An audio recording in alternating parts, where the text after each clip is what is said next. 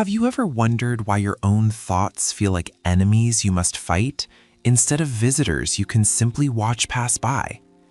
What if the real peace you're searching for isn't found in controlling your mind, but in quietly observing it? Welcome to the Silent Mind Diaries, a journey into the quiet space within you that you forgot existed. Every day we are chased by our thoughts, worries, memories, imaginations, fears that never happened, arguments that never ended. Most people believe they must control the mind to find peace, but the truth is the opposite. The more you battle your thoughts, the more they pull you in. But what if you stepped out of the fight? Observing thoughts without judgment is the art of becoming the witness, the silent watcher behind the noise. You begin to see that thoughts come and go like passing clouds, and you don't have to chase any of them. No labeling, no resisting, just watching. Because when you stop reacting to your thoughts, they stop controlling you, and in that moment, the mind finally becomes quiet. The moment you meet your own mind, a powerful opening hook. There comes a moment in every person's life, often unexpected, sometimes profound, when they suddenly become aware that they are thinking, not just lost in thought, but actually watching their mind create thoughts, spin narratives, judge experiences, and construct entire realities from thin air.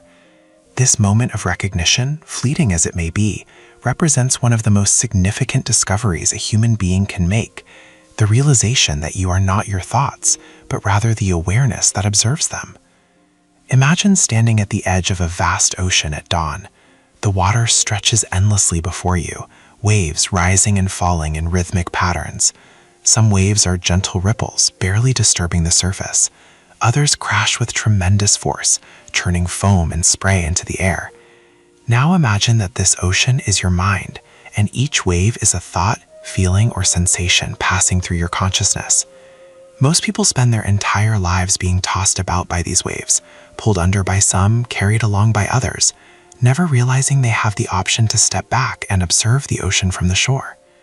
This is the essence of observing thoughts without judgment, the practice of witnessing your mental activity with the same neutral curiosity you might watch clouds drift across the sky or leaves float down a stream. It's a skill that sounds deceptively simple, but carries transformative power. When you learn to observe your thoughts without immediately believing them, resisting them, or identifying with them, you create a space of freedom within your own mind. This space becomes a refuge, a place of clarity and peace that exists independently of whatever mental weather happens to be passing through. The journey toward this inner freedom begins with a single revolutionary question: what if I am not my thoughts? This question challenges the fundamental assumption most of us live by, that our thoughts are facts, that our internal narratives are accurate reflections of reality, and that we must respond to every mental impulse that arises. When you begin to question this assumption, you open the door to a radically different relationship with your inner experience. Consider how much of your daily suffering comes not from external circumstances, but from your thoughts about those circumstances. A difficult conversation at work might last 10 minutes, but your mind can replay it, analyze it, and worry about its implications for hours or even days. A single critical comment can spawn dozens of self-doubting thoughts that color your entire week. The actual events of our lives occupy relatively little time. It's the mental activity surrounding those events that fills the vast majority of our conscious experience. This is where the practice of non-judgmental observation becomes genuinely life-changing. When you develop the ability to watch your thoughts arise and pass away without getting entangled in them, you reclaim enormous amounts of mental and emotional energy. You begin to see patterns in your thinking that were previously invisible. You notice how certain thoughts trigger specific emotional responses, how your mind gravitates toward particular narratives, and how much of your mental activity is repetitive and unnecessary. The beauty of this practice lies in its accessibility. You don't need special equipment, a particular belief system, or years of training to begin. The capacity for awareness is already present within you. It's simply been overshadowed by the constant noise of thinking. Every moment offers an opportunity to practice, while standing in line at the grocery store, sitting in traffic, lying in bed at night, or walking through your neighborhood. Anytime you remember to step back and simply observe what's happening in your mind, you're cultivating this transformative skill. But here's what makes this practice truly powerful. Observing thoughts without judgment doesn't just help you feel better in the moment. It fundamentally changes how you relate to yourself and your experience. It reveals that beneath the churning waves of mental activity, there exists a depth of stillness and awareness that cannot be disturbed. This awareness is your true nature, constant, unchanging, and inherently peaceful. The thoughts, emotions, and sensations that pass through this awareness are temporary visitors, not permanent residents. As you embark on this exploration of non-judgmental observation, you'll discover that you possess an inner witness, a part of you that can observe without interfering, notice without controlling, and be present without needing to change anything. This witness has been with you your entire life, quietly aware in the background while your attention was consumed by the content of your thoughts. Learning to recognize and rest in this witnessing awareness is perhaps the most valuable skill you can develop for your mental and emotional well-being.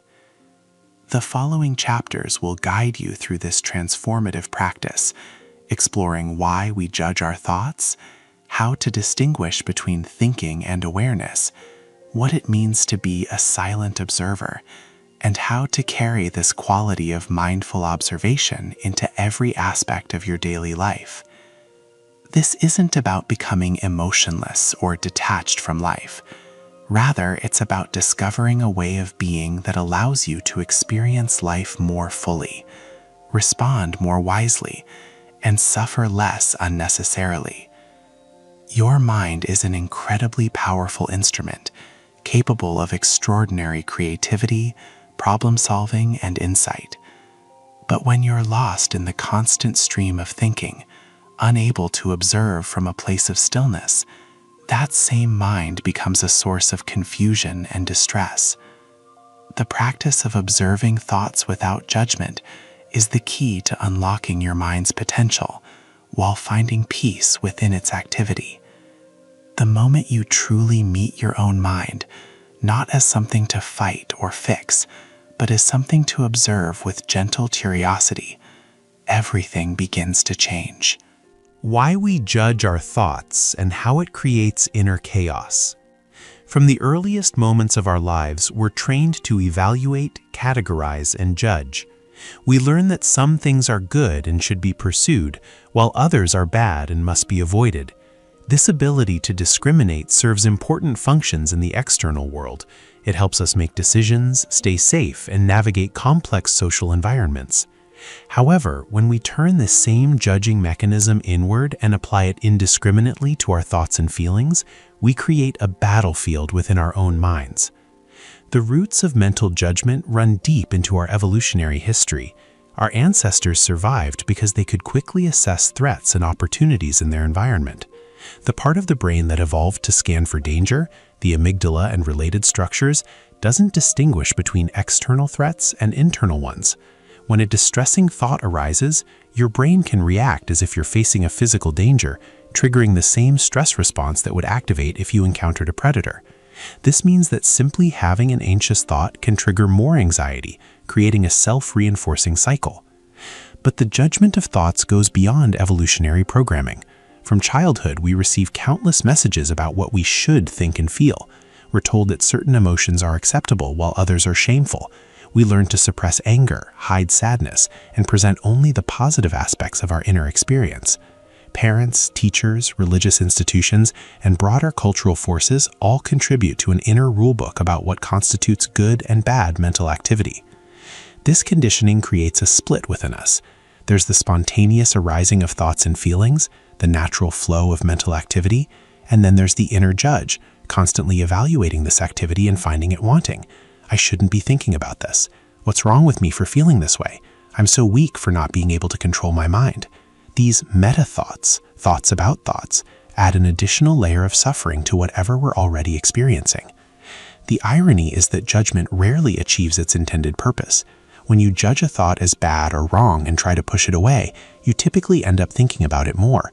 This phenomenon, studied extensively by psychologist Daniel Wegner and called ironic process theory, demonstrates that thought suppression tends to backfire.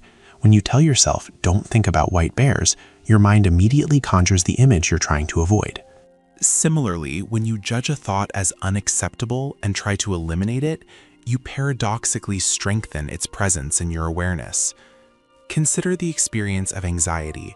An anxious thought arises, perhaps worrying about an upcoming presentation or a health concern. This is the primary layer of mental activity. But then the judgment begins. I shouldn't be anxious about this. Other people handle these situations fine. There must be something wrong with me. I hate feeling this way. I need to make this stop. Now you're not just dealing with the original anxious thought, you're also dealing with anxiety about your anxiety, shame about your inability to control your mind, and frustration with yourself for having these thoughts at all. The initial discomfort has multiplied into a complex storm of self-criticism and inner conflict. This pattern of judging our thoughts creates what we might call inner chaos, a state where the mind is not just active, but fractured and at war with itself. Part of you experiences one thing, while another part criticizes that experience, and yet another part judges the criticism. The simple flow of mental activity becomes tangled in layers of resistance, avoidance, and self-attack. This internal conflict consumes enormous amounts of mental energy, leaving you feeling exhausted, confused, and disconnected from yourself. The judgment of thoughts also creates a false sense of control. When we judge our thoughts, we implicitly believe that we should be able to control them, that with enough effort or willpower, we could think only good thoughts and eliminate bad ones. This belief sets us up for inevitable failure, because thoughts arise largely through processes outside our conscious control. Neuroscience reveals that by the time we become consciously aware of a thought, it has already been initiated by non-conscious brain processes. Yet we persist in feeling responsible for every thought that crosses our mind, as if we personally selected it from a mental menu. This false sense of control creates a paradoxical loss of agency. When you believe you should control your thoughts, but repeatedly fail to do so, you begin to feel helpless and at the mercy of your mind. The more you struggle to control your thinking, the more out of control it seems. This struggle itself becomes a primary source of distress, often more painful than the original thoughts you were trying to manage. Cultural and social factors intensify our tendency to judge thoughts. We live in an era of unprecedented comparison, where social media presents carefully curated versions of other people's lives. When we compare our messy internal experience, filled with doubts, worries, and insecurities, to the polished external presentations of others, we conclude that something must be wrong with us. We don't see other people's anxious thoughts, self-doubts, or internal struggles, so we assume they don't have them. This comparison reinforces the judgment that our thoughts are uniquely problematic. Modern consumer culture also contributes to thought judgment by promoting the idea that we should feel positive and happy all the time. Advertising promises that the right products will eliminate discomfort and bring lasting satisfaction. Self-help culture sometimes inadvertently reinforces this message with an emphasis on positive thinking that can morph into the judgment of anything deemed negative. When you internalize the belief that you should feel good all the time, any thought or emotion that doesn't align with this standard becomes evidence of failure. The moral dimension of thought judgment deserves particular attention. Many people believe that having certain thoughts makes them a bad person, even when they would never act on those thoughts. Intrusive thoughts, unwanted, disturbing thoughts that pop into consciousness unbidden, are a universal human experience, but people often interpret them as revealing something dark or wrong about their character. Someone might have a fleeting, violent, or sexual thought and conclude, "I must be a terrible person to think such things." not realizing that intrusive thoughts are a normal function of the human mind and have no moral significance. Religious and spiritual teachings can sometimes exacerbate thought judgment, despite often intending the opposite. When spiritual texts speak of purifying the mind or eliminating negative thoughts, practitioners may interpret this as meaning they should judge and reject certain mental contents. This misunderstanding can turn spiritual practice into another form of self-criticism, where every impure thought becomes evidence of spiritual failure. The consequence of all this judgment is a mind that cannot rest. Instead of thoughts simply arising and passing away naturally, like weather systems moving through the sky, each thought triggers a cascade of evaluation and response. The mind becomes like a courtroom where every thought must be tried, judged, and sentenced. This constant judicial activity is exhausting and prevents the natural settling of mental activity that allows for clarity and peace. Inner chaos manifests in multiple ways. Some people experience it as an inability to quiet their mind, with thoughts racing from one subject to another without pause. Others experience it as rumination, where the mind circles endlessly around the same worries or problems, unable to find resolution. Still others experience it as an overwhelming sense of mental clutter, where thoughts feel jumbled and impossible to organize. Beneath all these variations lies the common pattern of resistance to what is, the refusal to allow thoughts to simply be what they are without needing to change, fix, or eliminate them.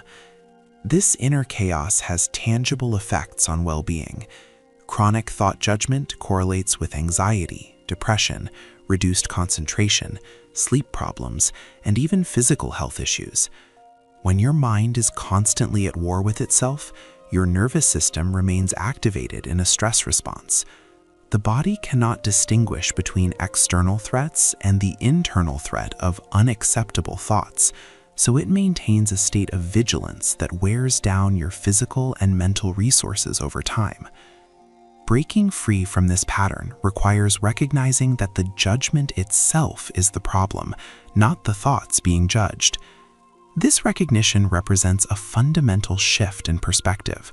Instead of trying to have better thoughts, you begin to develop a better relationship with whatever thoughts arise. Instead of dividing your mental experience into acceptable and unacceptable categories, you begin to approach all thoughts with a quality of open curiosity. This doesn't mean condoning harmful thoughts or abandoning discernment. Rather, it means recognizing that judging a thought doesn't make it go away and often makes it stronger. It means understanding that thoughts are mental events, not facts or commands.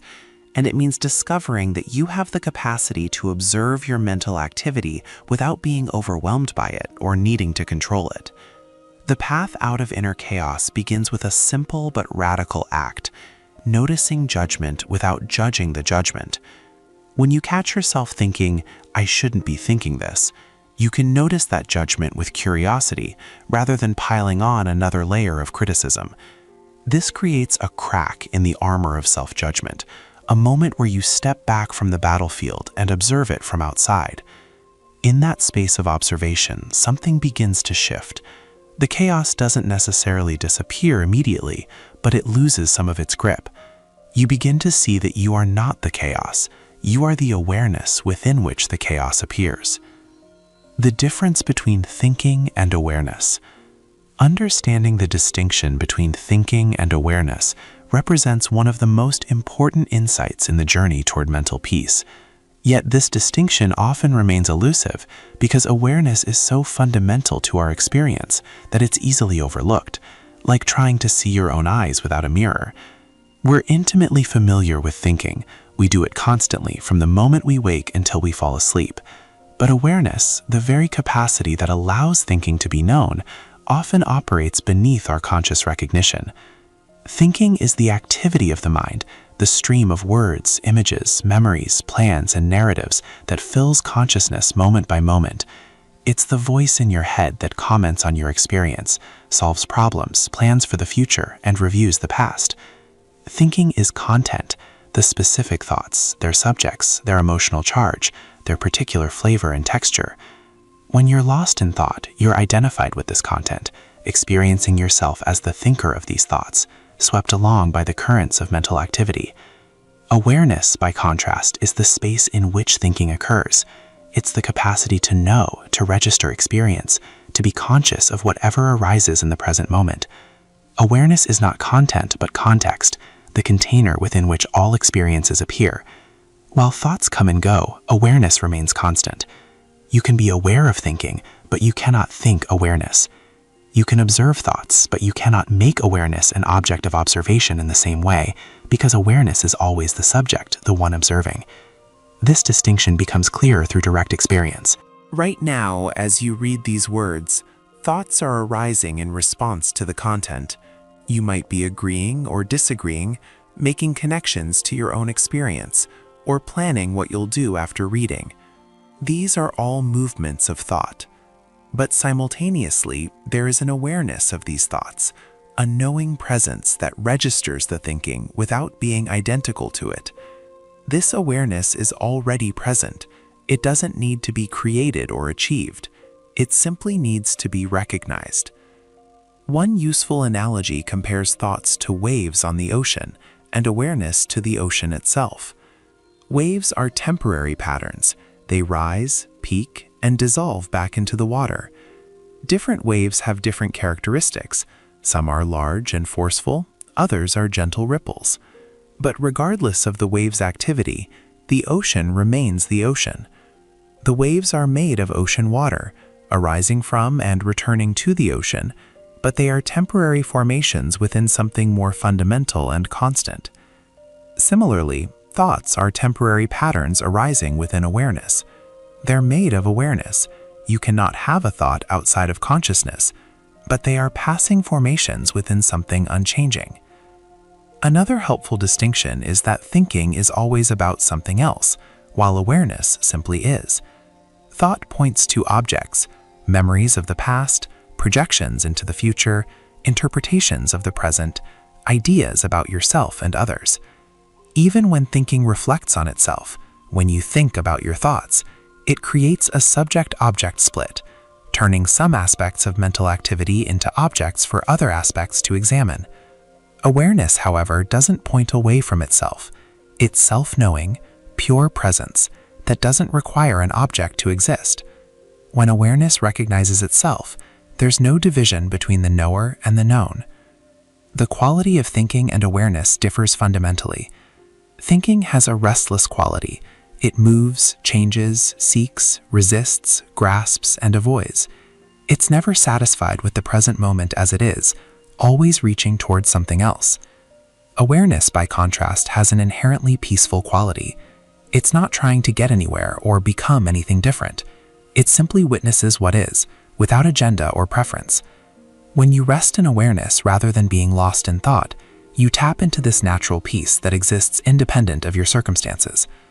This doesn't mean thinking is bad or should be eliminated. Thinking is an incredibly valuable faculty that allows for planning, learning, problem-solving, creativity, and communication. The issue arises not from thinking itself, but from exclusive identification with thinking, from losing touch with the awareness that holds thinking and believing yourself to be nothing more than your thoughts. When this happens, you become subject to every shift in mental weather, your sense of self rising and falling with the content of your thinking. Neuroscience provides insights into this distinction through research on brain networks. The default mode network, or DMN, which includes regions like the medial prefrontal cortex and posterior cingulate cortex, becomes active during self-referential thinking, mind-wandering, and narrative construction about past and future. This network is associated with what we typically experience as the thinking mind, the voice in your head telling stories about yourself and your life. When the DMN is highly active, people report being caught up in thought, less aware of the present moment, and more identified with their mental narratives. Other brain networks, particularly those associated with present moment awareness and interoception, awareness of bodily sensations, show different patterns. When people practice meditation or mindfulness, activities that emphasize awareness over thinking, researchers observed decreased activity in the DMN and increased activity in networks associated with attention and sensory processing. This suggests that the subjective shift from being lost in thought to resting in awareness corresponds to measurable changes in brain function. Importantly, these are not separate systems that never interact. Rather, healthy mental functioning involves a dynamic balance between thinking and awareness, with the ability to engage thinking when useful and to disengage from it when it's not serving you. The problem many people face is not that they think too much, but that they cannot stop thinking. They've lost access to the awareness that exists independent of thought. This loss of connection to awareness has significant consequences. When you're completely identified with thinking, your sense of self becomes fragmented and unstable. Your self-concept depends on the content of your thoughts, which are constantly changing. When you're having positive thoughts about yourself, you feel good. When you're having negative thoughts, you feel bad. Your emotional state becomes a roller coaster, determined by whatever your mind happens to be producing in any given moment. This is exhausting and unsustainable. In contrast, when you recognize awareness as your primary identity, when you know yourself as the awareness that observes thoughts rather than as the thoughts themselves, you gain a stable foundation. Your sense of self no longer depends on having the right thoughts or avoiding the wrong ones. You can have a negative thought without becoming negative, an anxious thought without becoming anxious, a sad thought without becoming sad. The thought is an object appearing in your awareness, but your essential nature as awareness remains unchanged. The practice of distinguishing between thinking and awareness begins with simple observation. Throughout your day, you can pause periodically and notice, right now, thoughts are arising. This simple recognition immediately creates a distinction between you, the one noticing, and the thoughts, what is being noticed. You don't need to stop the thoughts or change them in any way. The mere act of noticing that thinking is happening demonstrates that you are not exclusively the thinking, you are also the awareness of thinking. This practice reveals that awareness has been present all along. Even when you were most lost in thought, completely identified with your mental narratives, awareness was there. It had to be, otherwise you wouldn't have experienced the thoughts at all. Awareness is the constant background of all experience, sometimes recognized, often overlooked, but never truly absent. When you begin to recognize it more consistently, you don't acquire something new, you simply notice what has always been true. The quality of awareness becomes clearer through contrast. When you're lost in thinking, your attention is narrow, focused on the content of thoughts. You might be so absorbed in worrying about tomorrow that you're barely aware of your surroundings, your body, or anything else happening in the present moment. When you shift to awareness, your attention opens up. You become aware not just of thoughts, but also of sounds, sensations, sights, the spaciousness that holds all these experiences. Awareness has a quality of receptivity rather than grasping, of allowing rather than controlling. One of the most liberating discoveries is that you can be aware of thinking without following the thoughts. A thought arises, let's say a worry about money, and you can notice worry thought arising, without spinning into the whole story of your financial situation, what might happen in the future, what you should have done differently in the past. The thought appears, is recognized, and can then pass away naturally because you're not feeding it with additional thinking. This isn't suppression. The thought is fully allowed and acknowledged, but by recognizing it as a thought within awareness rather than as reality, you don't give it the fuel it needs to proliferate into an entire thought storm. The relationship between thinking and awareness can be understood as figure and ground. In most people's experience, thinking is the figure, the prominent feature of consciousness, while awareness is the ground, barely noticed. The practice of observing thoughts without judgment essentially reverses this relationship. Awareness becomes the figure, the primary focus of your attention, while thinking becomes part of the ground, something happening but not dominating your experience. This reversal doesn't eliminate thinking, but changes its character. Thoughts become lighter, less solid, less compelling. This distinction also clarifies what meditation and mindfulness practices are actually cultivating. They're not trying to make you think better or have better thoughts, though that may happen as a side effect. They're training your capacity to recognize awareness and rest in it, even while thinking continues to happen.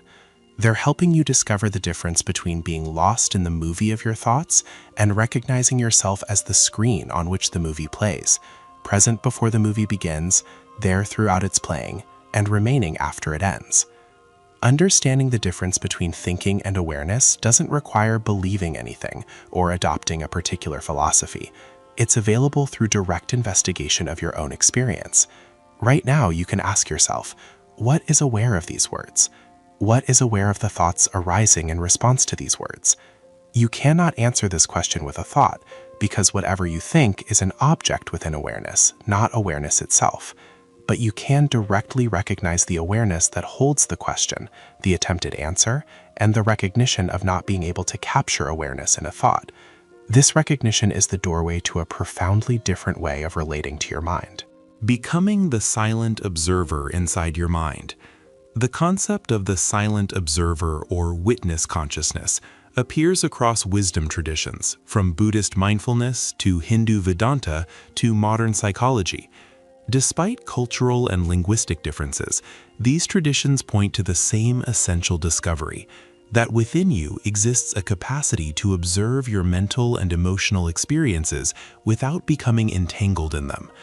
Developing this capacity to be a silent observer represents one of the most practical and transformative skills for mental well-being. The word silent in this context doesn't mean that you never think or speak. Rather, it refers to a quality of inner stillness, a part of you that can witness the noise of thinking without adding to it. This silent observer doesn't narrate what it sees or interpret its meaning. It simply notices thought arising, emotion present, sensation felt. This noticing happens without the elaboration, analysis, and commentary that usually accompanies experience. It's a direct, immediate awareness that recognizes what's happening without creating stories about it. Becoming a silent observer involves a subtle but crucial shift in the location of your identity. Most of the time, you experience yourself as the one caught up in the content of your experience, the person worried about the future, reminiscing about the past, caught in the current of emotions. Developing the silent observer means recognizing that you can also be the one who watches these experiences without being defined by them. You begin to identify not as the character in the story, but as the awareness that holds the entire story. This shift might sound abstract or esoteric, but it has immediate practical benefits.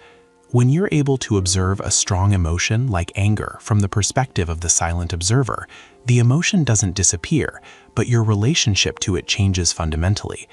Instead of being anger, I am so angry, you notice anger arising in your experience.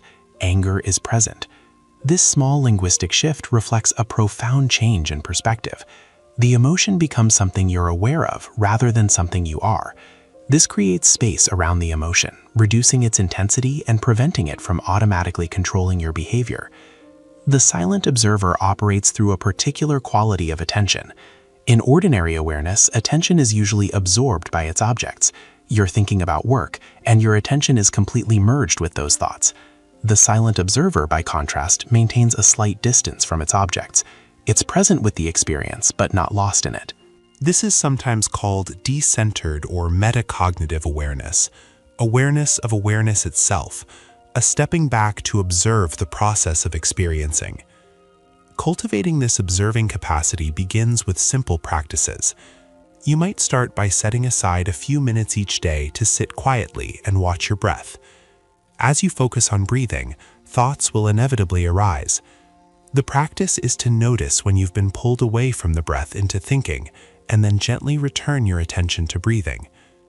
In this process, you're actually training two abilities: the ability to notice when you've been lost in thought, the observer recognizing that absorption in thinking has occurred, and the ability to disengage from thinking and redirect attention, the observer exercising its independence from the pull of thoughts.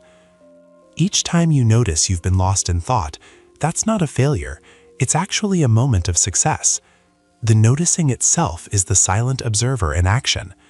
Before that moment of recognition, you were identified with thinking, absorbed in it completely. The instant you realize, I've been lost in thought, you've stepped back into the observer position. The more you practice, the quicker you notice when you've been pulled into thinking, and eventually you can maintain the observer position even while thoughts are arising, watching them without getting swept away. The quality of the silent observer is fundamentally non-judgmental. This is crucial and often misunderstood. The observer doesn't evaluate what it sees as good or bad, desired or unwanted. It simply registers what's present with an attitude of neutral interest. When you notice an anxious thought and immediately think, I shouldn't be anxious, you've left the observer position and returned to reactive thinking. The true observer would simply note anxious thought present with the same neutrality it might note sound of traffic present or sensation of warmth present. This non-judgmental quality isn't indifference or dissociation. The silent observer is fully present with experience, not detached from it. It's a warm, accepting presence rather than a cold, distant one. The difference lies in the response. Reactive thinking immediately wants to change, fix, or get rid of uncomfortable experiences, while the silent observer allows them to be as they are, trusting that all experiences are temporary and that witnessing them without resistance is itself healing. Developing the silent observer also reveals the automatic nature of much mental activity. When you begin to watch your mind from this observer position, you notice that thoughts arise on their own without your conscious direction. You're not deciding what to think moment by moment. Thoughts simply appear in consciousness, formed by complex interactions of memory, emotion, sensory input, and habitual patterns. This recognition can be liberating. If thoughts arise automatically, you're not responsible for them in the way you previously believed, and their presence doesn't say anything essential about who you are. The observer perspective also helps you see patterns in your thinking that were invisible when you were caught up in the thoughts themselves. You might notice that certain situations reliably trigger specific thought patterns. You might see how a particular type of thought tends to spiral into worry or self-criticism.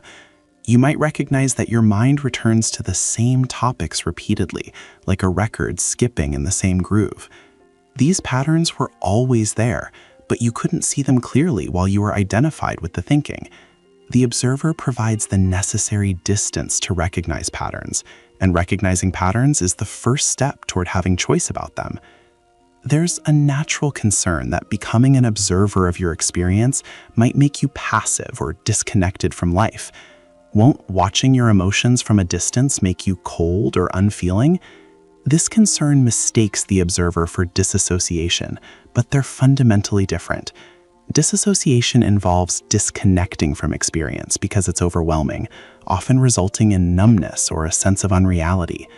The silent observer, by contrast, involves being more fully present with experience, but from a spacious awareness that isn't overwhelmed by what it observes. Far from making you passive, this observer position often allows you to respond more effectively because you're not in the grip of reactive emotions. The silent observer doesn't mean you never take action or never use thinking purposefully. When action is needed, you act. When analytical thinking would be useful, you think. But these become conscious choices rather than automatic reactions. You act from awareness rather than from unconscious compulsion. You think when thinking serves a purpose, rather than being carried along by an unstoppable stream of mental chatter. The observer position gives you the space to choose your responses, rather than being controlled by habitual reactions. Neuroscience research on mindfulness meditation, which cultivates this observing capacity, shows measurable changes in brain structure and function. Long-term meditators show increased gray matter density in regions associated with attention and introspection, and decreased density in the amygdala, the brain region involved in fear and stress responses. When you're depressed and observing the depression from witness awareness, you might notice the specific thoughts that constitute the depressive experience. Nothing will ever get better. I'm worthless. There's no point to anything. From the observer position, you recognize these as thoughts, temporary mental events, rather than as truths. This doesn't make the depression instantly disappear, but it loosens its grip. There's depression present, and there's also something in you that's not depressed, the awareness that observes depression, which remains clear and spacious regardless of what it observes. This is the profound gift of becoming the silent observer, discovering that your essential nature, the awareness you truly are, is untouched by the struggles of the psychological self. Your mind can be in turmoil, but you, as awareness, remain peaceful. This isn't spiritual bypassing or denying your human experience. It's recognizing the full truth of your experience, which includes both the human struggles and the timeless awareness that witnesses them. Both are true, both are present, but awareness is primary and unchanging, while the struggles are temporary and constantly shifting. As you develop this capacity, you'll find that the observer position becomes more accessible, not just during formal meditation, but throughout daily life. In the middle of a difficult conversation, you might notice a part of you watching the interaction, aware of your own reactions and the dynamics unfolding. While experiencing anxiety about a future event, you might catch the observer perspective, recognizing the anxiety without being consumed by it. These moments accumulate, gradually shifting your primary identification from the turbulent content of experience to the peaceful awareness that holds it all. How thoughts arise and fade. The science of mental flow. Understanding how thoughts actually arise and fade away transforms your relationship with thinking from something mysterious and potentially threatening into a natural process that can be observed with curiosity. Modern neuroscience and contemplative traditions converge on a surprising insight. Thoughts emerge from largely unconscious processes, arise into conscious awareness for brief moments, and then fade away, unless we grab onto them and elaborate them through continued attention. The birth of a thought is not the conscious, deliberate process we often assume it to be. Neuroscientist Benjamin Libet's famous experiments in the 1980s revealed that unconscious brain activity precedes conscious awareness of intentions and decisions by several hundred milliseconds. While the interpretation of these findings continue to be debated, they point to an important truth. Much of mental activity originates beneath the threshold of conscious awareness. By the time you become aware of a thought, complex neural processes have already assembled it and brought it into consciousness. This process begins with what neuroscientists call spontaneous brain activity. Your brain is never idle. Even at rest, it generates constant waves of neural activity. Various brain regions communicate through networks of neurons, creating patterns of activation that correspond to different mental contents. A memory might be activated by a sensory cue. A scent reminds you of childhood. A song triggers thoughts of a past relationship. An emotional state might prime certain types of thoughts. When you're anxious, worry thoughts arise more readily. When you're joyful, positive possibilities seem more accessible. The default mode network, which we discussed earlier, plays a central role in spontaneous thought generation. This network becomes active when you're not focused on external tasks, facilitating mind-wandering, autobiographical memory, future simulation, and self-referential thinking. It's constantly generating mental content even when you're not trying to think about anything particular.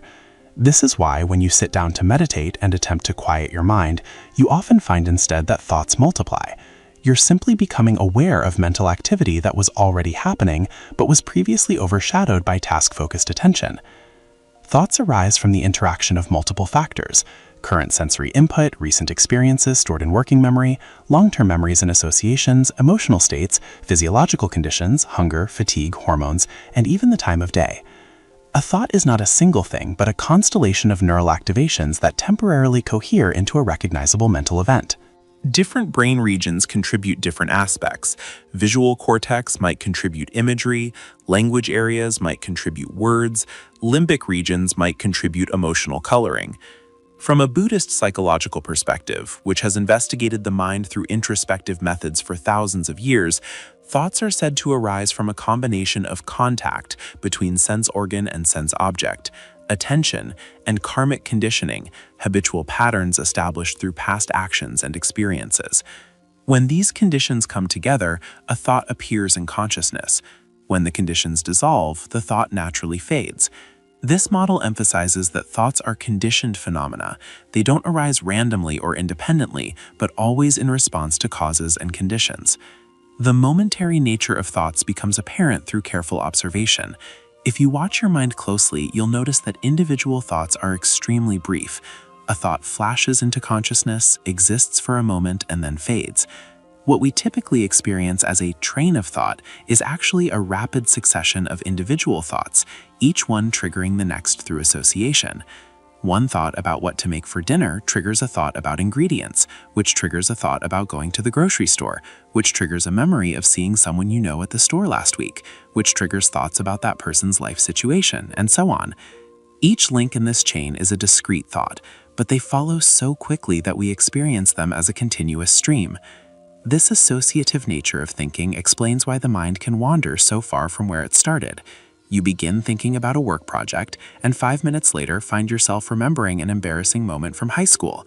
If you trace backward, you can usually find the chain of associations that led from one to the other, but in real time, the movement feels automatic and sometimes random. This is because each thought activates related neural patterns through spreading activation. Concepts, memories, and feelings that share neural connections become more likely to arise next. What determines how long a thought persists? Primarily, your attention to it. A thought arises, and if you don't pay attention to it, it quickly fades, like a wave dissolving back into the ocean.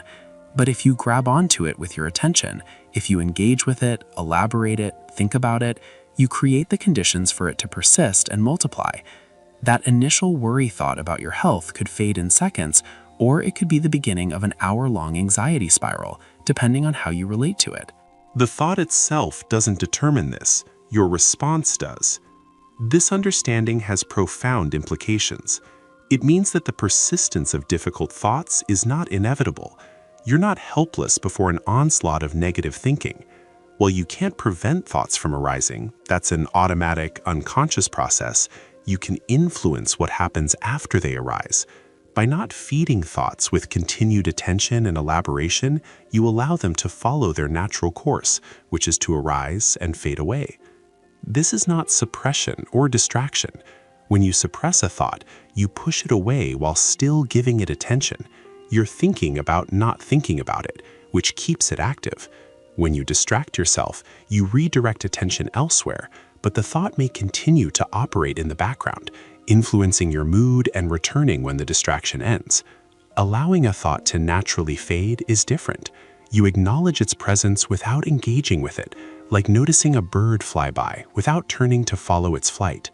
The thought arises, is registered, and passes away because it's not being fed with the fuel of continued attention.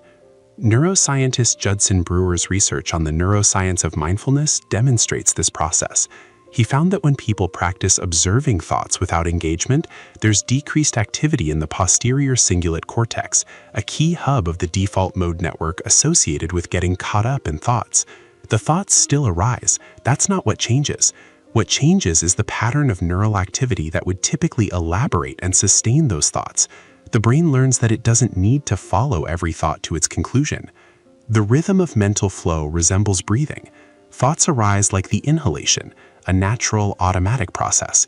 They exist briefly at the peak. Then they fade like the exhalation, equally natural and automatic if you don't interfere. Interfering is like trying to hold your breath indefinitely. It creates tension and eventually becomes unsustainable. Allowing the natural flow is like breathing easily. Each cycle completes itself without effort. Different types of thoughts have different natural durations and intensities. Some thoughts are light and fleeting, like ripples on water, a passing observation, a minor preference, a neutral memory. Others are more substantial, like larger waves. Emotionally charged thoughts, worries about important matters, thoughts connected to deep-seated beliefs or traumas.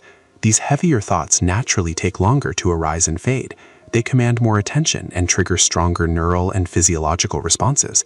Understanding this variation helps set realistic expectations. Not all thoughts fade in seconds. Some take longer to move through your awareness, but they still follow the same principle of arising, existing briefly, and fading when not continuously engaged. The metaphor of clouds in the sky beautifully illustrates this process. Clouds form through natural atmospheric processes, drift across the sky, and eventually dissipate. The sky doesn't need to do anything to make this happen. It's the nature of clouds. Similarly, thoughts form through natural mental processes, drift through awareness, and dissipate on their own. Your awareness doesn't need to do anything to make this happen. It's the nature of thoughts. Just as the sky is not affected by whatever clouds pass through it, remaining clear and spacious regardless of whether there are storm clouds or wispy cirrus, your awareness is not fundamentally affected by whatever thoughts pass through it. This understanding encourages a very different stance toward mental activity. Rather than trying to control what thoughts arise or force them to leave, you recognize that thoughts arise according to conditions and fade according to conditions. Your role is not to control the process, but to understand it, to not interfere with the natural fading by re-energizing thoughts through continued engagement. This is a shift from trying to control content to understanding process. Neuroplasticity, the brain's ability to form new neural connections and patterns, means that how you habitually relate to thoughts shapes which neural pathways strengthen over time. If you habitually grab on to certain types of thoughts and elaborate them, you strengthen those associative networks, making those thought patterns more likely to arise in the future. If you habitually allow thoughts to arise and fade without engagement, you strengthen different pathways, those associated with non-reactive awareness. Over time, the mind becomes less sticky, thoughts less compelling, the gap between thoughts more noticeable. The gap between thoughts deserves special attention. If you observe carefully, you'll notice that thoughts don't actually form a continuous stream, though it usually feels that way. There are tiny gaps between thoughts, moments when one thought has faded and the next hasn't yet arisen. These gaps are extremely brief, often just milliseconds, but they're profound. In these gaps, there's awareness without mental content, pure consciousness without the noise of thinking. As you practice observing thoughts, these gaps may become more noticeable and even lengthen. Some meditation traditions focus specifically on recognizing and resting in these gaps, as they provide direct access to the awareness we discussed earlier, unobscured by mental activity. Understanding mental flow also clarifies why certain interventions work for managing difficult thoughts. Cognitive behavioral therapy, CBT, teaches people to examine the validity of thoughts rather than automatically believing them. This works partly because the examination process, looking at a thought objectively, questioning its accuracy, puts you in an observer position rather than a believing position. You're relating to the thought as an object to be evaluated, rather than as truth to be absorbed. This shift in relationship allows the thought to fade naturally, rather than proliferating into a whole cognitive network. Acceptance and commitment therapy, ACT, uses techniques like diffusion, which helps people see thoughts as thoughts rather than as reality. Practices like adding the phrase, "I'm having the thought that," before a difficult thought, "I'm having the thought that I'm worthless," rather than "I'm worthless," create distance and reveal the thought's nature as a mental event. This too facilitates the natural arising and fading process by preventing the fusion of identity with thought content. The science of mental flow reveals that your mind is not your enemy, even when it produces difficult thoughts. It's following natural processes shaped by evolution, personal history, and current conditions. Understanding these processes removes the layer of self-blame and struggle that so often accompanies difficult thinking. The arising of an anxious thought isn't a personal failing. It's a natural response to perceived threat, shaped by a brain designed to keep you safe. The thought will fade if you don't feed it, just as naturally as it arose.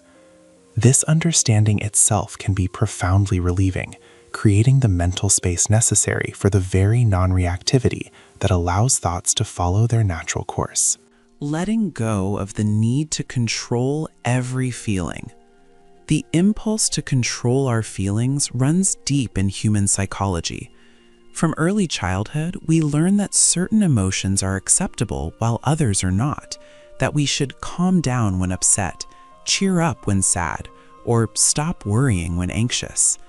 This conditioning creates a persistent belief that we should be able to control our emotional experience, that emotional well-being means feeling the right feelings at the right times and never experiencing the wrong ones.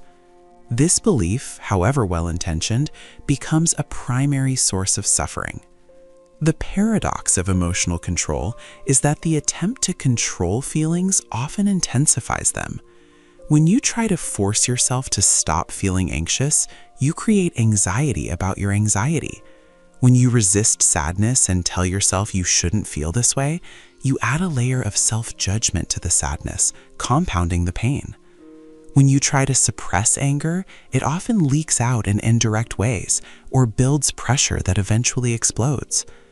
The very effort to control emotions signals to your nervous system that these feelings are dangerous and need to be fought, which maintains or amplifies the stress response that generated the feelings in the first place. This phenomenon has been extensively researched in psychology. Studies on emotional suppression show that attempting to hide or eliminate emotional expression typically backfires. In laboratory experiments, when people are instructed to suppress their emotional reactions while watching distressing films, they show increased physiological arousal, elevated heart rate, higher blood pressure, greater skin conductance, even as their facial expressions remain neutral. The emotion doesn't disappear, it goes underground, creating internal stress while remaining unresolved. Moreover, emotional suppression impairs memory and cognitive performance, as it requires mental resources that then become unavailable for other tasks. The alternative to control is not indulgence or being overwhelmed by emotions. Rather, it's allowing, creating space for feelings to exist without necessarily acting on them or being defined by them. This subtle but crucial distinction changes everything. Allowing means acknowledging what you feel, making room for it in your awareness, and letting it move through you naturally, like weather moving through the sky. It's the opposite of both suppression, pushing feelings away, and identification, believing you are the feeling. Letting go of control begins with understanding the nature and function of emotions. Emotions are not arbitrary nuisances. They're sophisticated information systems evolved over millions of years to help organisms respond effectively to their environments. Fear signals potential danger and mobilizes energy for protection. Sadness signals loss and prompts withdrawal to conserve resources and process the loss. Anger signals boundary violations and mobilizes energy to address them. Joy signals safety and connection, encouraging approach behaviors. Even uncomfortable emotions serve important functions when understood and related to skillfully.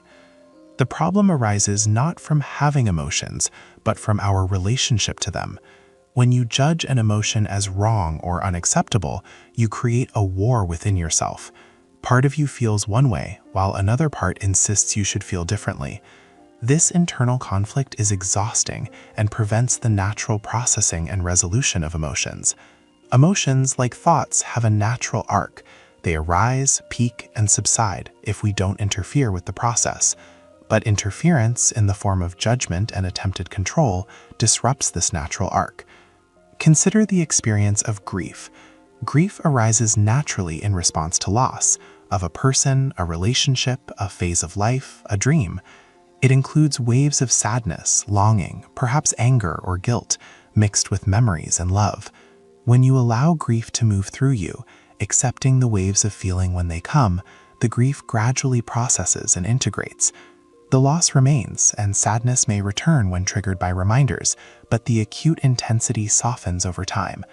However, when you try to control grief, telling yourself you should be over it by now, that it's been long enough, that others have suffered worse losses without falling apart, you create resistance that prevents healing. The grief doesn't go away. It gets stuck, held at bay by constant vigilance against feeling it fully. Neuroscience reveals that emotions involve body-wide processes, not just brain activity. When an emotion arises, your brain triggers changes throughout your body. Hormones are released, muscles tense or relax, heart rate and breathing shift, blood flow changes, the digestive system speeds up or slows down. These physiological changes are the emotion, not just consequences of it. An emotion is a whole-body phenomenon that must complete its physiological cycle to resolve naturally.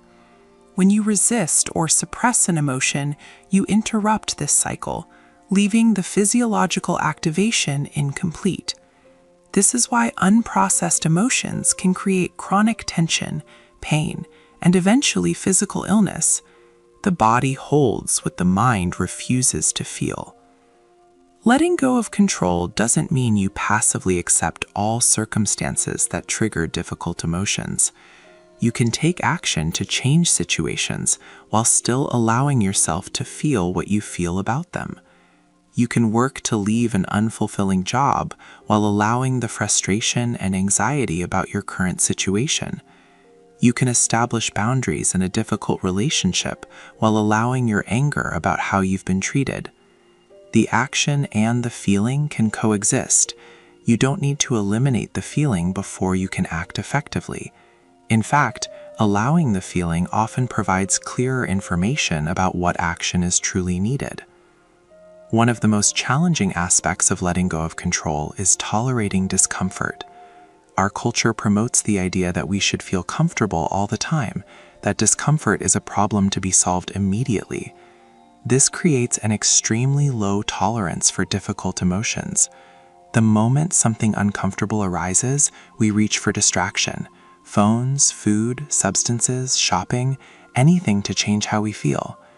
While temporary distraction can sometimes be skillful, habitual avoidance prevents us from developing the capacity to be with discomfort without being overwhelmed by it.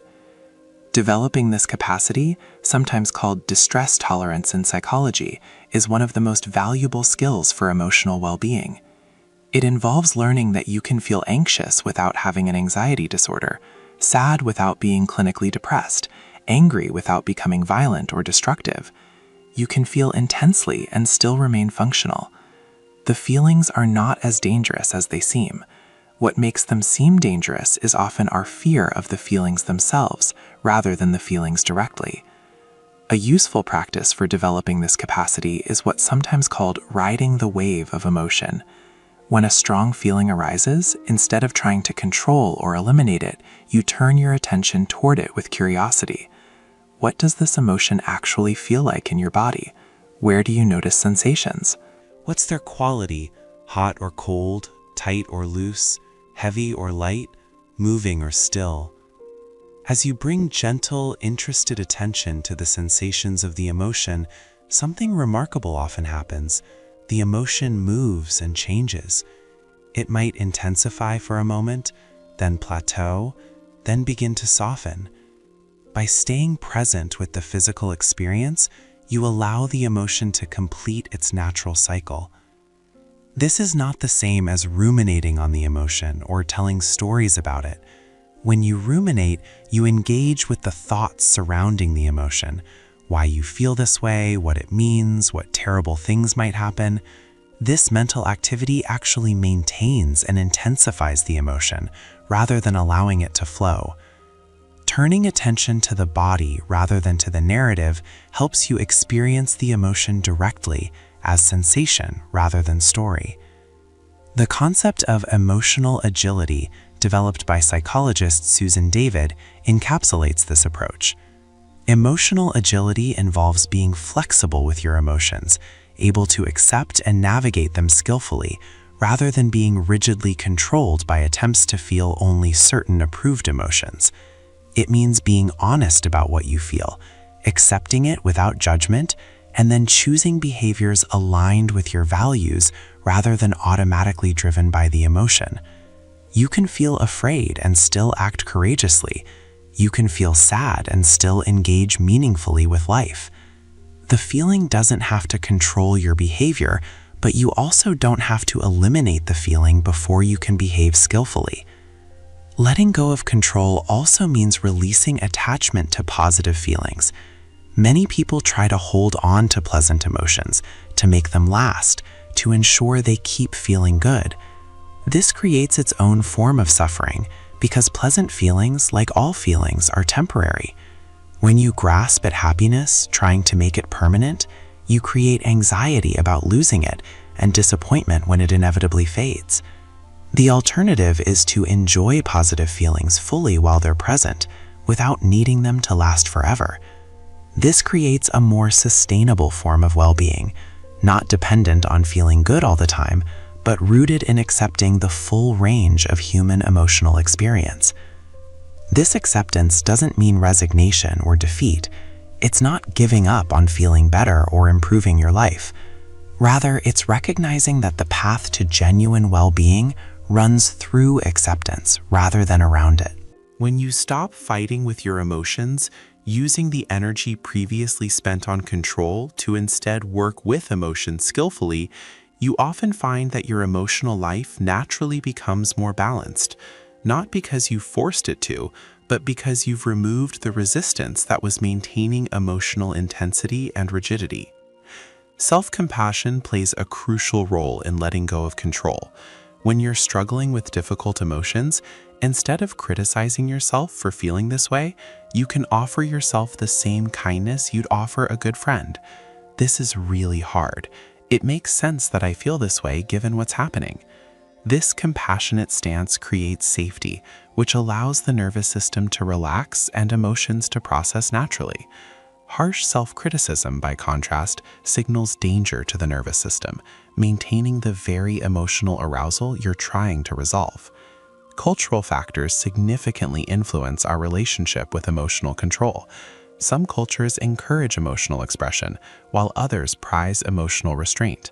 Some label certain emotions as masculine or feminine, appropriate or inappropriate. These cultural messages shape what we believe we should feel and how we should handle our emotions.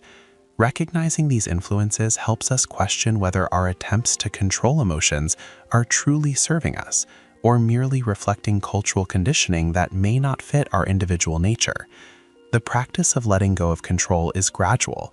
You can't simply decide to stop controlling feelings and instantly succeed, especially if you've spent years or decades trying to manage emotions through control. It's more like slowly opening a tight fist. You gradually relax the grip, noticing the instinct to clench again, gently relaxing once more. Each time you catch yourself trying to force an emotion away and instead make space for it, you're weakening the pattern of control and strengthening the capacity for acceptance. One helpful perspective comes from recognizing that emotions are visitors, not permanent residents. They come and go like guests at a house. Some guests are pleasant company, others more difficult, but all eventually leave. Your job isn't to bar the door against unwanted guests. They'll find a way in anyway, but to be a gracious host, allowing each visitor their stay without clinging to them or pushing them out prematurely. This metaphor captures the balance between engagement and detachment that characterizes healthy emotional processing.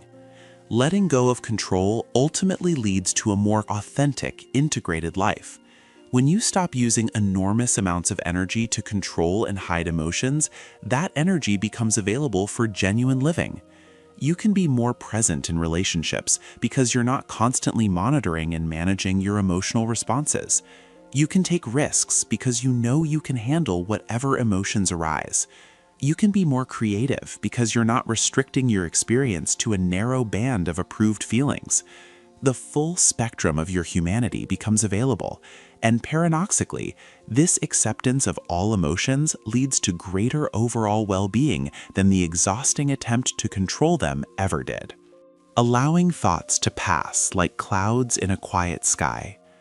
The image of thoughts passing like clouds through a quiet sky is more than poetic metaphor. It's an accurate description of mental experience when approached with non-judgmental awareness. This image captures several essential truths about the nature of thoughts and the practice of observing them. Thoughts are temporary. They move through a vast spaciousness. They come and go according to their own nature. And the sky, awareness, remains unchanged regardless of what clouds, thoughts, appear within it. To truly allow thoughts to pass requires first recognizing what allowing means. It's not passive resignation or forcing yourself to ignore thoughts. Rather, it's an active but non-interfering presence, like watching a river flow without trying to change the direction of the water. You're fully attentive to what's arising, but you're not grabbing onto thoughts, pushing them away, or getting swept along by their current. This quality of attention is sometimes called choiceless awareness, awareness that doesn't choose what to focus on, but remains open to whatever appears in the field of consciousness. The quiet sky in this metaphor represents your awareness when it's not dominated by mental noise. This doesn't mean that no thoughts are present. Even a sky filled with clouds is still a sky. Rather, it means you're identified with the spaciousness that holds thoughts rather than with the thoughts themselves. When you rest in this spaciousness, thoughts can move through without creating turbulence because you're not resisting them or chasing after them. Different thoughts resemble different types of clouds. Some thoughts are light and wispy, like cirrus clouds high in the atmosphere, fleeting observations, neutral thoughts that barely register before dissipating.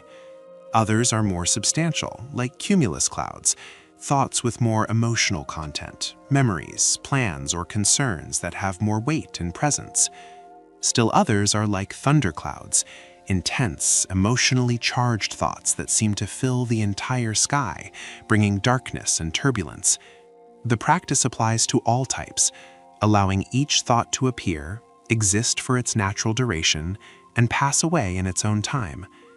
The challenge many people face is that certain thoughts don't feel like clouds that will naturally pass. They feel solid, permanent, and overwhelmingly real. A thought like, "I'm a failure," doesn't feel like a temporary cloud. It feels like a fundamental truth about reality. This is where the practice becomes particularly valuable and particularly challenging.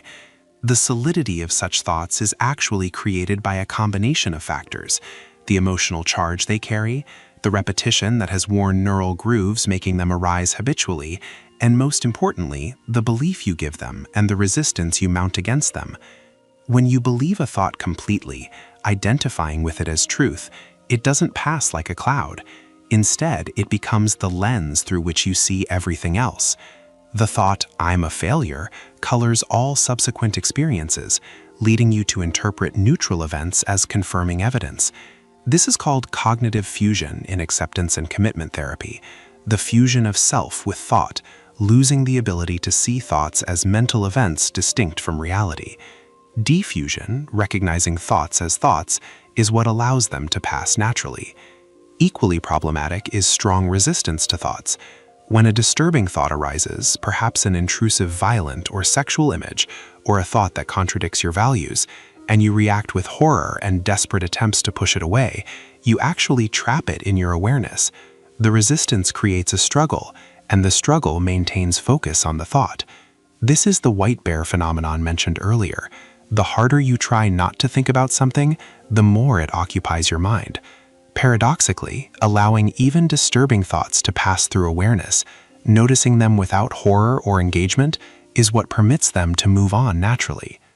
The practice of allowing thoughts to pass involves several elements working together.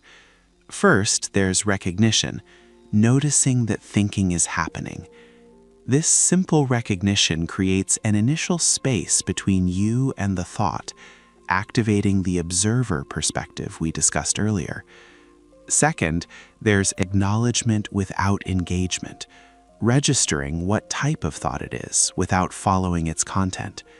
You recognize the thought's presence without getting pulled into the narrative.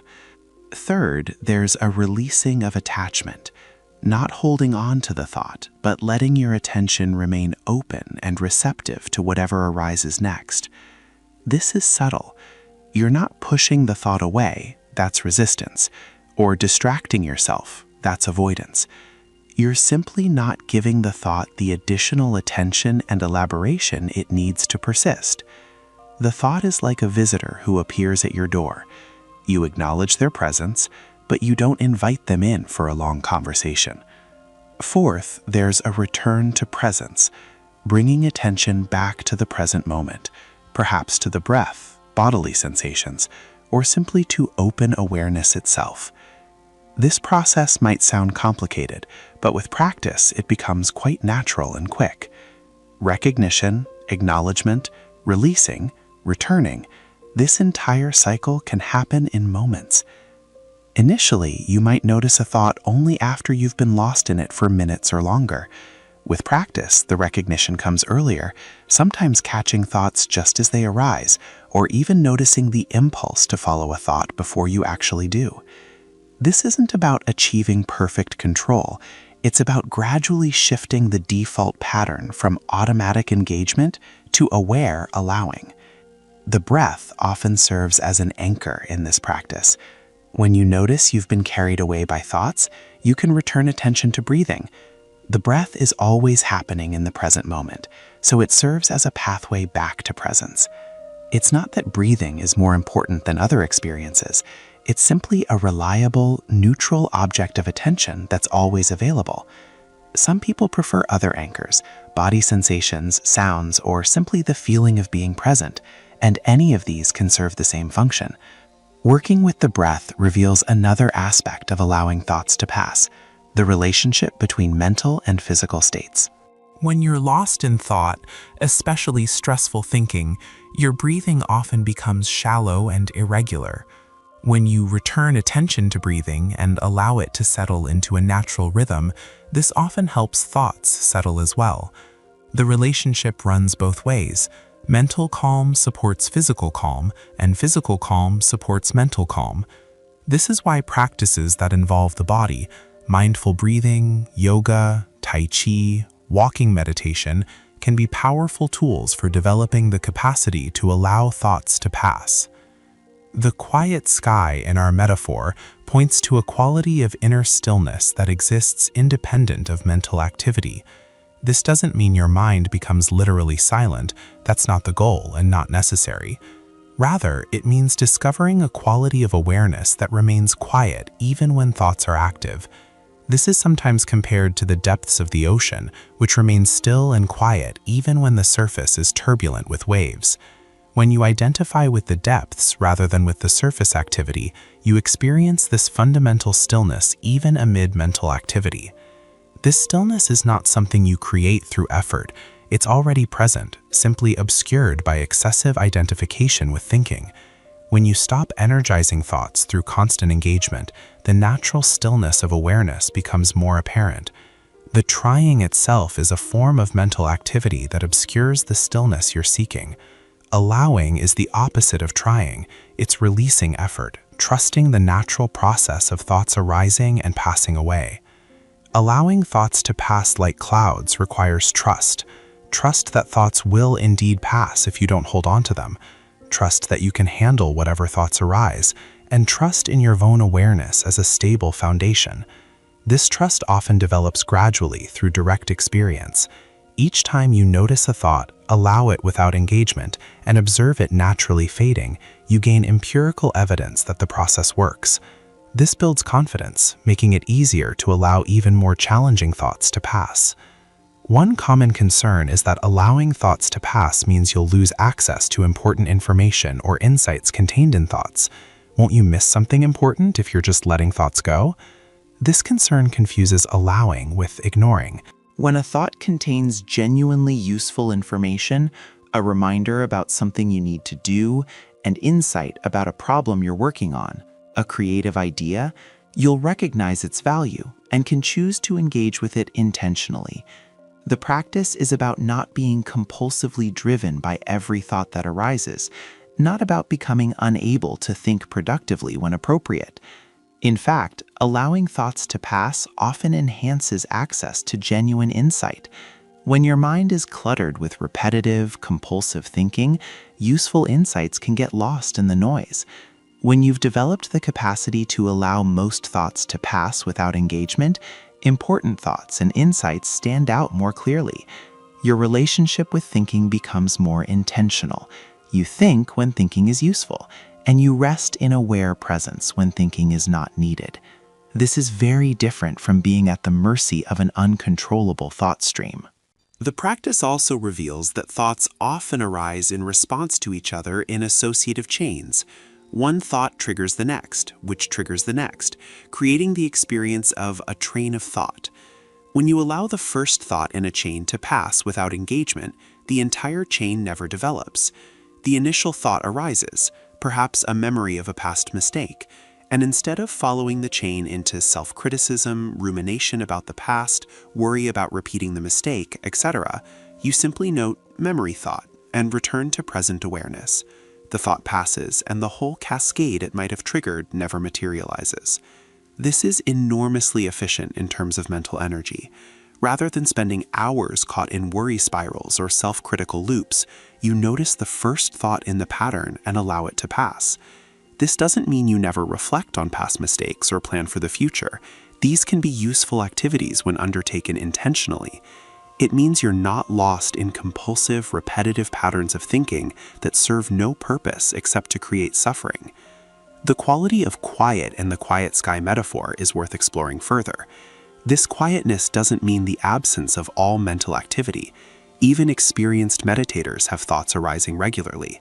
The quietness refers to something subtler, the absence of the internal commentary that usually accompanies experience. Most of the time, our experience comes with a running narration, thoughts about what's happening, judgments, interpretations, planning, evaluating. When this commentary quiets, even though thoughts may still arise, there's a sense of spaciousness and peace. You experience life more directly, less filtered through conceptual interpretation.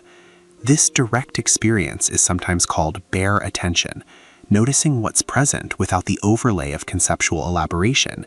You see a tree, and there's just the seeing, without immediately categorizing it as oak tree, evaluating it as beautiful or needs trimming, or being reminded of the tree in your childhood yard. The tree is simply seen. This isn't a permanent state. Conceptual thinking quickly returns and is necessary for navigating life, but moments of bare attention bring a quality of freshness and immediacy to experience, as if you're seeing everything for the first time. Cultivating the capacity to allow thoughts to pass like clouds in a quiet sky is not about achieving a particular state and maintaining it permanently. It's about developing flexibility in your relationship with thinking, the ability to engage when engagement is useful and to release when it's not. Some moments call for focused analytical thinking. Others call for a creative free association. Still others call for simple present awareness without much thinking at all. When you're no longer compulsively driven by thoughts, you can move fluidly between these modes as circumstances require. The image of the quiet sky also reminds us of the spaciousness of awareness. However many thoughts are present, awareness is vast enough to hold them all without being crowded or overwhelmed. When you rest in this spaciousness, even intense thoughts or emotions have room to exist without consuming your entire consciousness. There's the anxious thought, yes, but there's also the sound of birds outside, the feeling of the chair supporting you, the light coming through the window, the spacious awareness holding all of this. The thought is one element in a much larger field of experience, not the totality of your reality. This spaciousness is always available. Even in the midst of the most turbulent mental weather, the sky of awareness remains vast and unchanging. Remembering this, returning to the recognition of spacious awareness, is what allows thoughts to pass. They have room to move, to be what they are, to complete their natural arc from arising to fading. This is the gift of the practice, not a mind without thoughts, but a relationship with thinking characterized by space, freedom, and peace. The power of non-judgment, healing through acceptance. Non-judgment stands as perhaps the single most powerful element in transforming your relationship with your inner experience. While it sounds simple, just don't judge, implementing non-judgment reveals layers of complexity because judgment has become so automatic and deeply ingrained that we often don't even recognize when we're doing it. Yet when you develop the capacity to observe your thoughts and feelings without judging them, something profound shifts. The internal war ends, and healing becomes possible. The power of non-judgment lies in what it removes rather than what it adds. Judgment adds a layer of suffering to experience. The initial experience might be uncomfortable, physical pain, disappointment, anxiety, but judgment compounds this discomfort with resistance, shame, self-criticism, and the belief that something is fundamentally wrong. When you remove the judgment layer, the initial experience remains.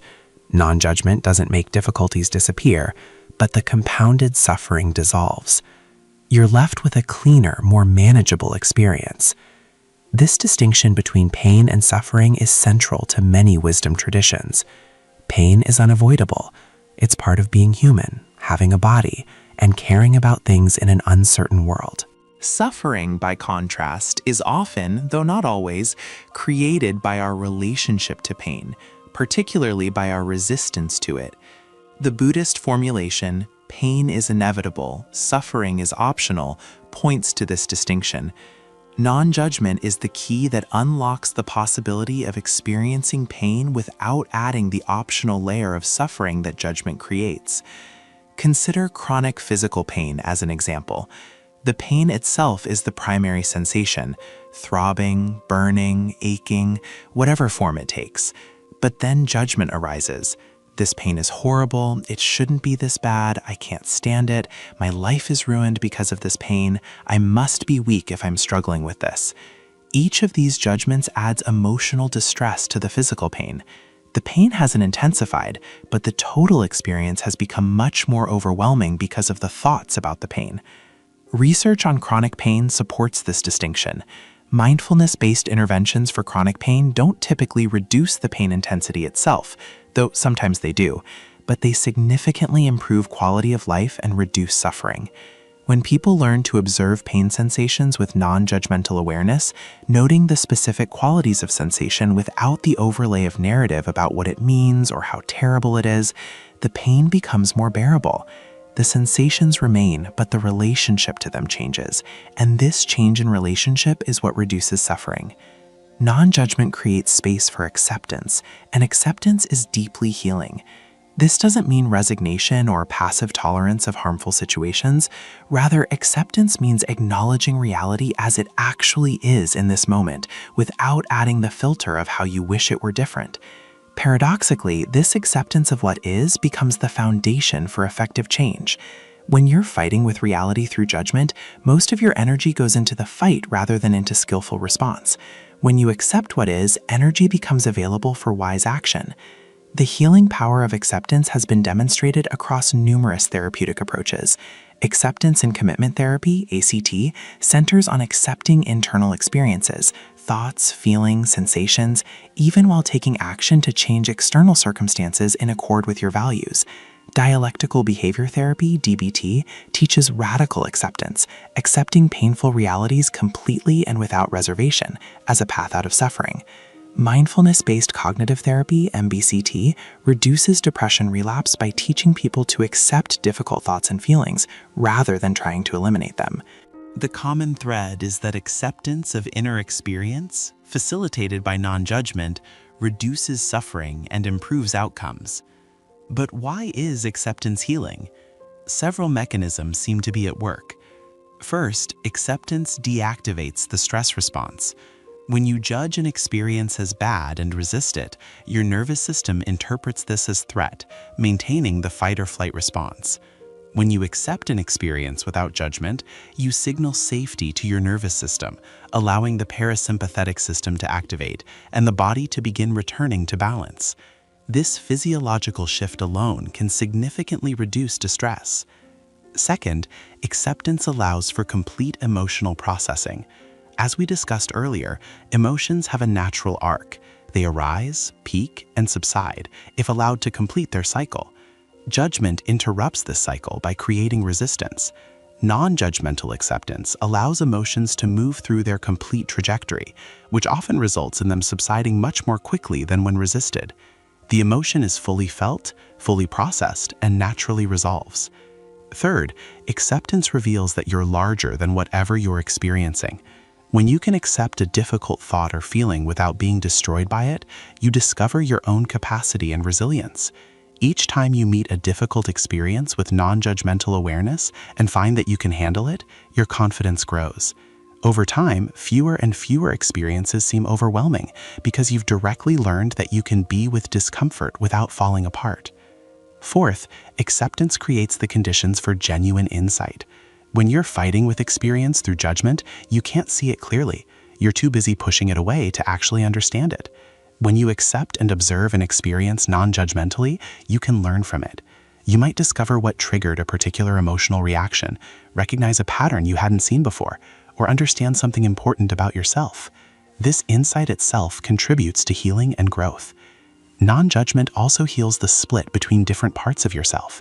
When you judge your experience, you create an internal division. Part of you feels or thinks something, and another part attacks it.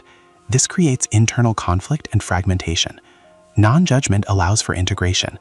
All parts of your experience can be acknowledged and included, without some parts being designated as bad or wrong. This internal harmony is profoundly healing, replacing the exhaustion of internal warfare with a sense of wholeness. The practice of self-compassion, developed by researcher Kristen Neff and others, combines non-judgment with active kindness towards yourself. When you notice suffering, instead of judging yourself for struggling, you offer yourself compassion. This is hard. It's okay to struggle with this. What do I need right now? This compassionate stance includes the non-judgment of not criticizing yourself for your difficulties, but adds the warmth of actively caring for yourself. Research shows that self-compassion correlates with resilience, emotional well-being, and the ability to recover from setbacks, all markers of psychological healing. Non-judgment extends beyond individual moments to patterns and traits. Many people judge themselves globally based on specific difficulties. I have anxiety, therefore I'm weak. Or I struggle with depression, therefore I'm broken. These global judgments are particularly harmful because they attach judgment to your identity rather than to specific experiences. Non-judgment means recognizing that you're a whole person who has a wide range of experiences, some comfortable and some difficult, without defining yourself by any particular struggle.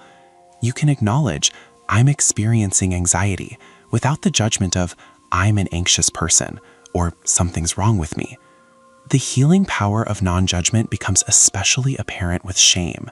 Shame is the deeply painful feeling that there's something fundamentally wrong or bad about you as a person.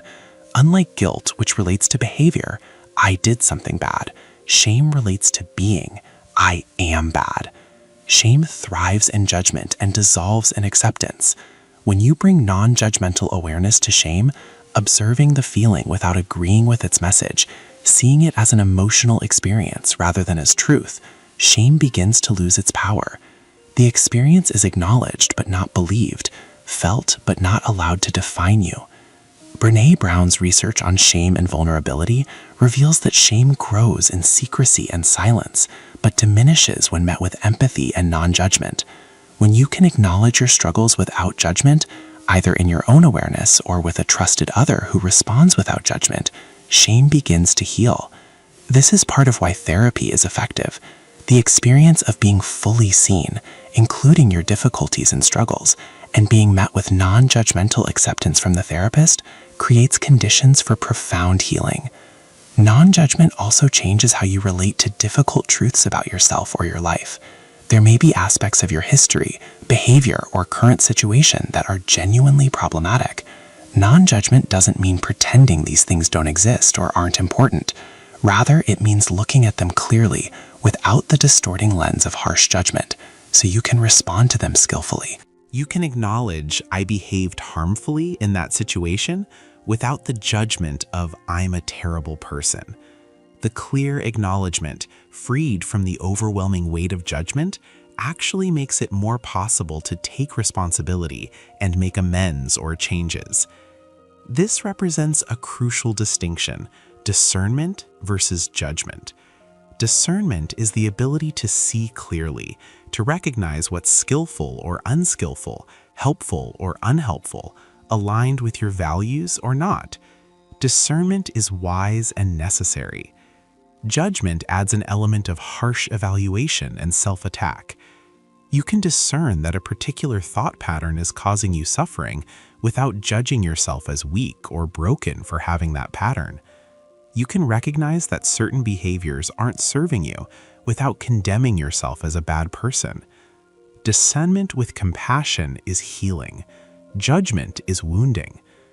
The practice of non-judgment naturally extends outward to others as well. As you develop the capacity to meet your own experience without harsh judgment, you often become less judgmental of others. You recognize that just as you're doing your best to navigate life with the resources and understanding you have, so is everyone else.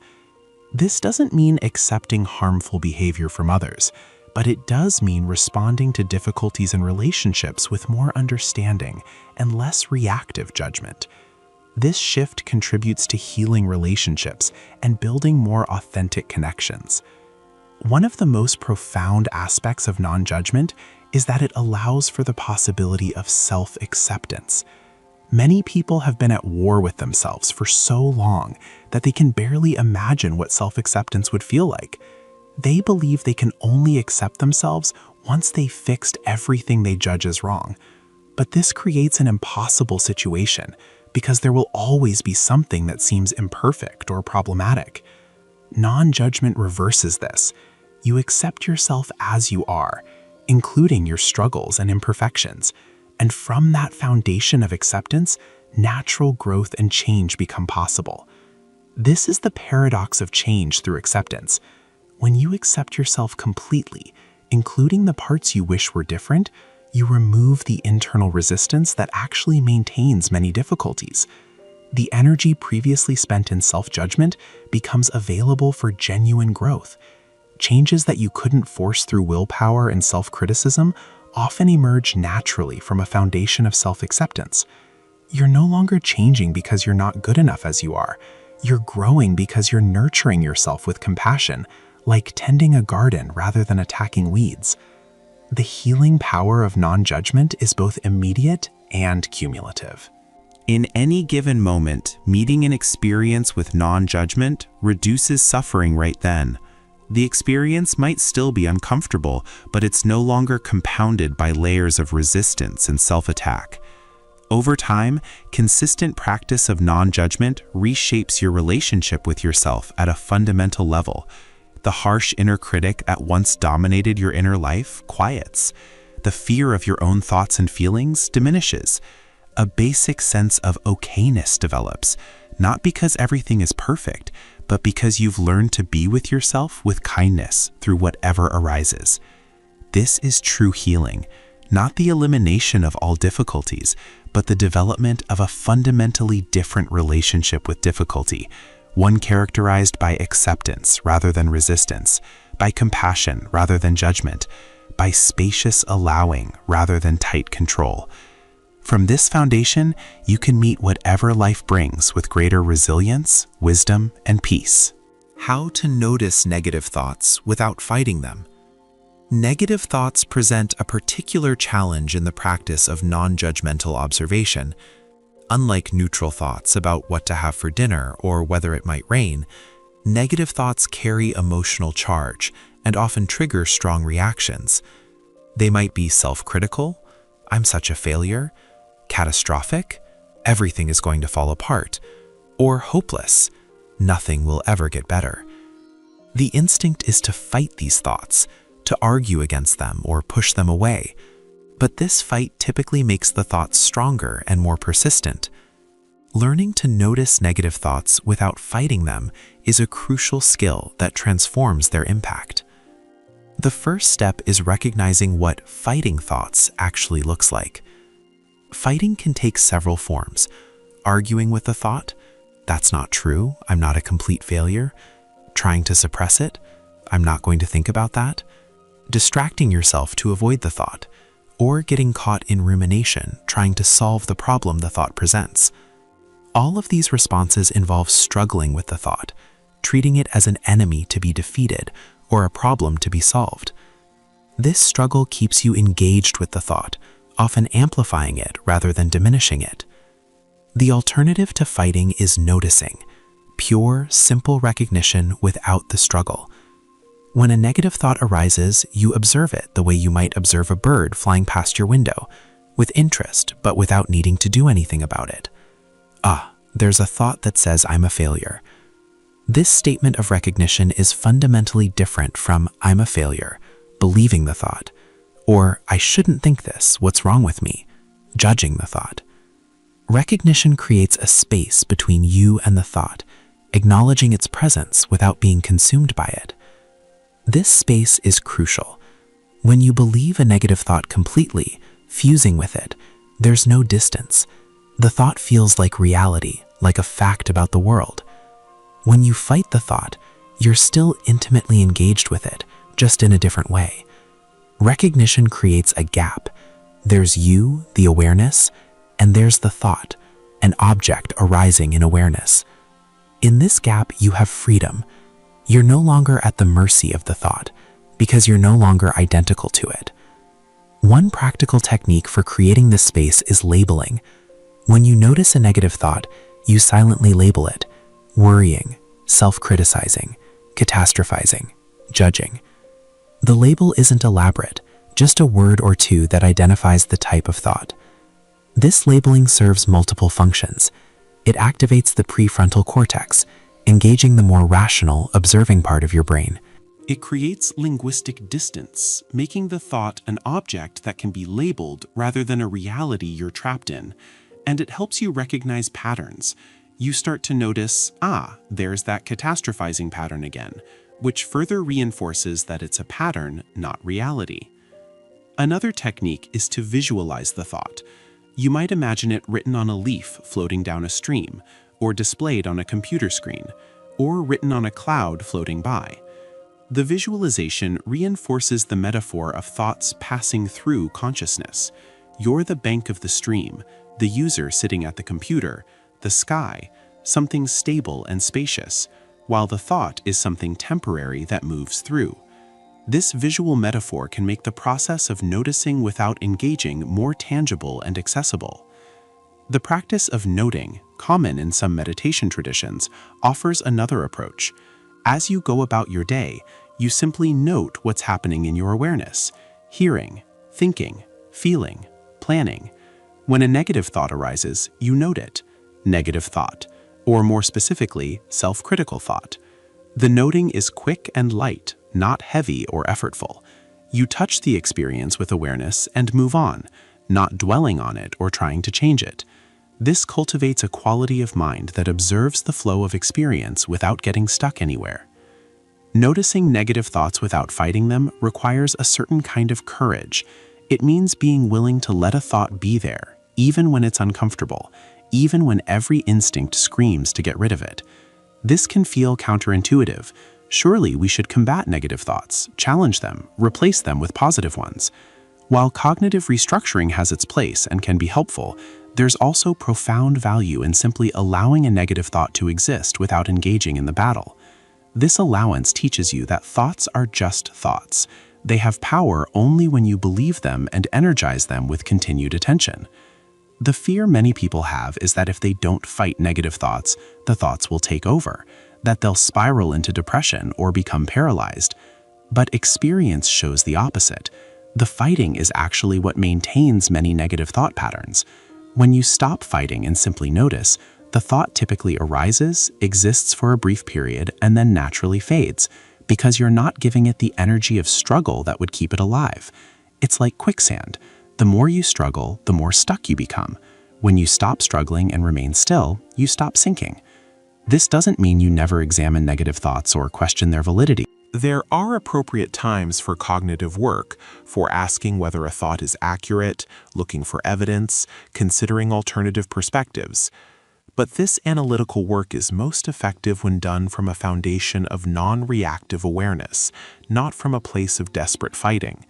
When you first notice the thought without fighting it, creating space around it, you can then choose to examine it more carefully if that seems useful. The key is that it's a choice, an intentional cognitive process, rather than an automatic reactive struggle. The practice also involves recognizing the difference between the negative thought and your response to it. Often what causes the most distress isn't the initial negative thought, but your secondary reaction to it. The thought, "I'm not good enough," might arise, and immediately there's a cascade of additional thoughts. Why do I always think this way? There must be something really wrong with me.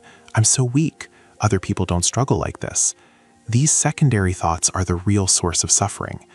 When you can notice the initial thought without the catastrophic reactions, its impact diminishes dramatically. Body awareness plays an important role in noticing negative thoughts without fighting. Negative thoughts typically trigger physical sensations: tightness in the chest, tension in the shoulders, a sinking feeling in the stomach, clenching in the jaw. When you notice these physical sensations alongside the thought, without trying to change them, you're working with the whole mind-body experience of negativity.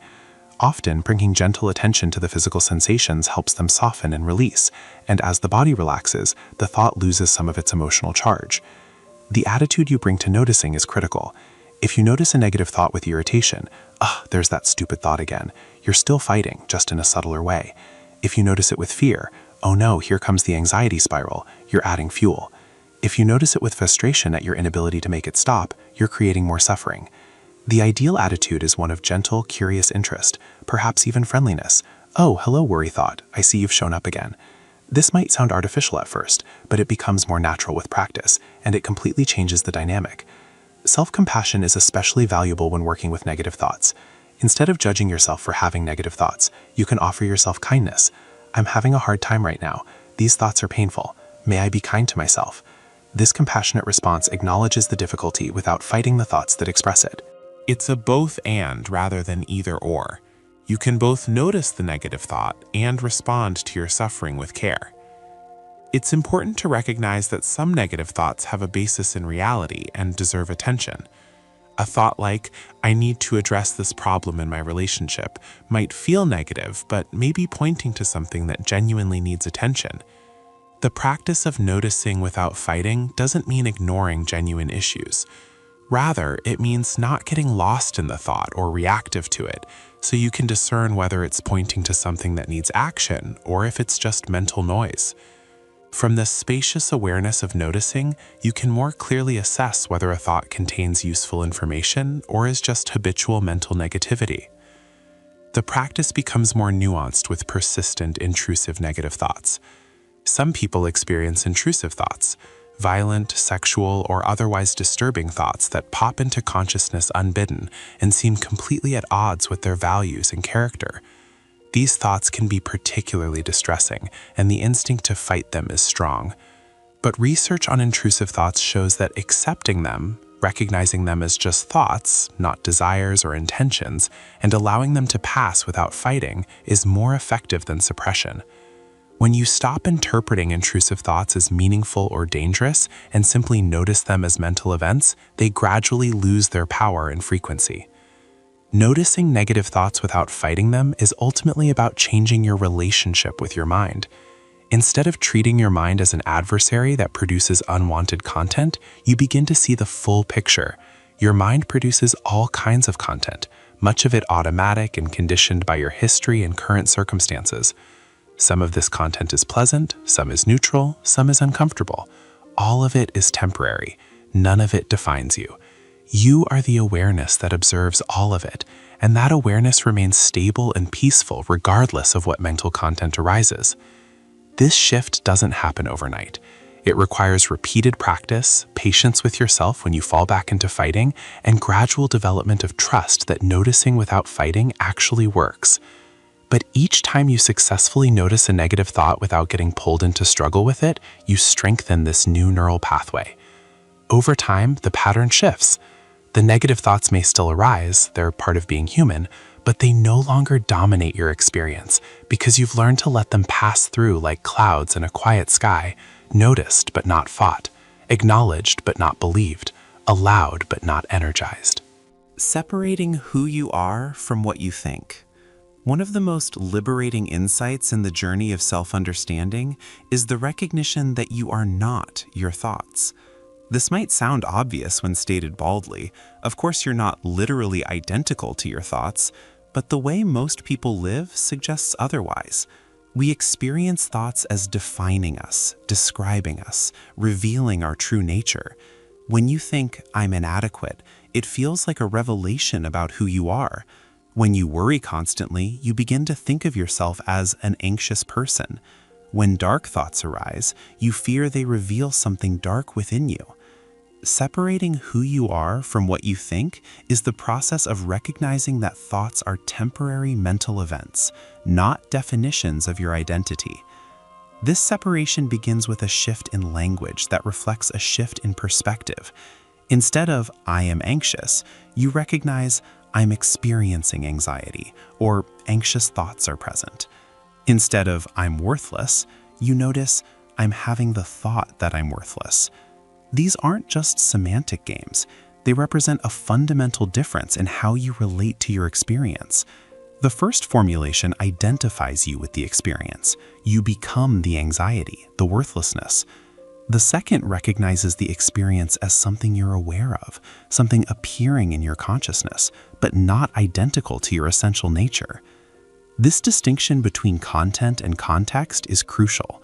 Your thoughts are content, the specific information, words, images, and narratives that flow through your consciousness. Your awareness, the knowing presence that registers these thoughts, is the context in which they appear. Content constantly changes. Context remains stable. When you identify with content, your sense of self shifts constantly based on whatever thought is arising. When you recognize yourself as context, as the awareness within which thoughts appear, you discover a stable sense of self that exists independent of mental content. Who are you, really? The traditional answer involves identifying with various attributes: your name, body, personality traits, relationships, roles, beliefs, history. But all of these are actually objects of awareness, things you can observe, think about, and describe. They appear in consciousness. What's aware of them? This awareness, pure, unchanging, present before thoughts arise and after they fade, might be closer to your true nature than any of the content it observes. This is not abstract philosophy. It has immediate practical relevance. When you identify with your thoughts, you're at the mercy of whatever your mind produces. If your mind generates self-critical thoughts, which all minds do sometimes, you feel worthless. If your mind produces worried thoughts, equally universal, you feel anxious. Your emotional state and self-concept become completely dependent on mental content that arises largely through processes outside your control. This is an exhausting, unstable way to exist. When you recognize yourself as the awareness of thoughts rather than as the thoughts themselves, you gain tremendous freedom. A self-critical thought can arise, be noted, and pass away without defining you. You're not denying the thought or pretending it didn't arise. You're simply not mistaking it for truth or for your identity. The thought is like weather. It appears, has its moment, and passes, while you are like the sky, unchanged by whatever weather moves through. This separation allows you to have any thought without that thought determining who you are or how you must feel. You can have a thought about being worthless without being worthless. You can have an anxious thought without being an anxious person. You can even have a disturbing or inappropriate thought without that thought saying anything about your character or values. Thoughts are just mental events arising from complex causes and conditions, not revelations of your true nature. The process of separation involves cultivating what's sometimes called cognitive defusion in acceptance and commitment therapy. Fusion is when you're merged with your thoughts, believing them unquestioningly. Defusion is creating distance, recognizing this is a thought, rather than this is reality. Various techniques facilitate defusion. You might repeat a thought rapidly until it becomes just sounds rather than meaningful content. Worthless, worthless, worthless. You might sing the thought to a silly tune. You might visualize watching your thoughts on a screen or written on objects floating by. All of these techniques weaken the fusion between you and your thoughts. Mindfulness practice naturally cultivates this separation through repeated observation of thoughts. Each time you notice that you've been lost in thought and return to the present moment, you're implicitly recognizing the difference between awareness, which does the noticing, and thought, what is noticed. Over thousands of repetitions, this distinction becomes clearer and more stable. You begin to experience yourself as the observer more consistently, identified less exclusively with the content of thinking. Neuroscience provides a different angle on this separation. Brain imaging studies show that when people are identified with self-referential thoughts, the default mode network is highly active. When people practice mindfulness or meditation, activity in this network decreases, while activity in networks associated with present moment awareness increases. These different patterns of brain activity correspond to different senses of self: the narrative, thought-based self versus the observing, present moment self. You're not creating something new, you're shifting which aspect of your experience you're identified with. The separation between who you are and what you think also addresses a fundamental confusion about responsibility. Many people believe that having a thought makes them responsible for it, and therefore thoughts reveal their character. But thoughts arise largely automatically, shaped by genetics, upbringing, experiences, and current circumstances. You don't control what thoughts arise any more than you control what dreams you have.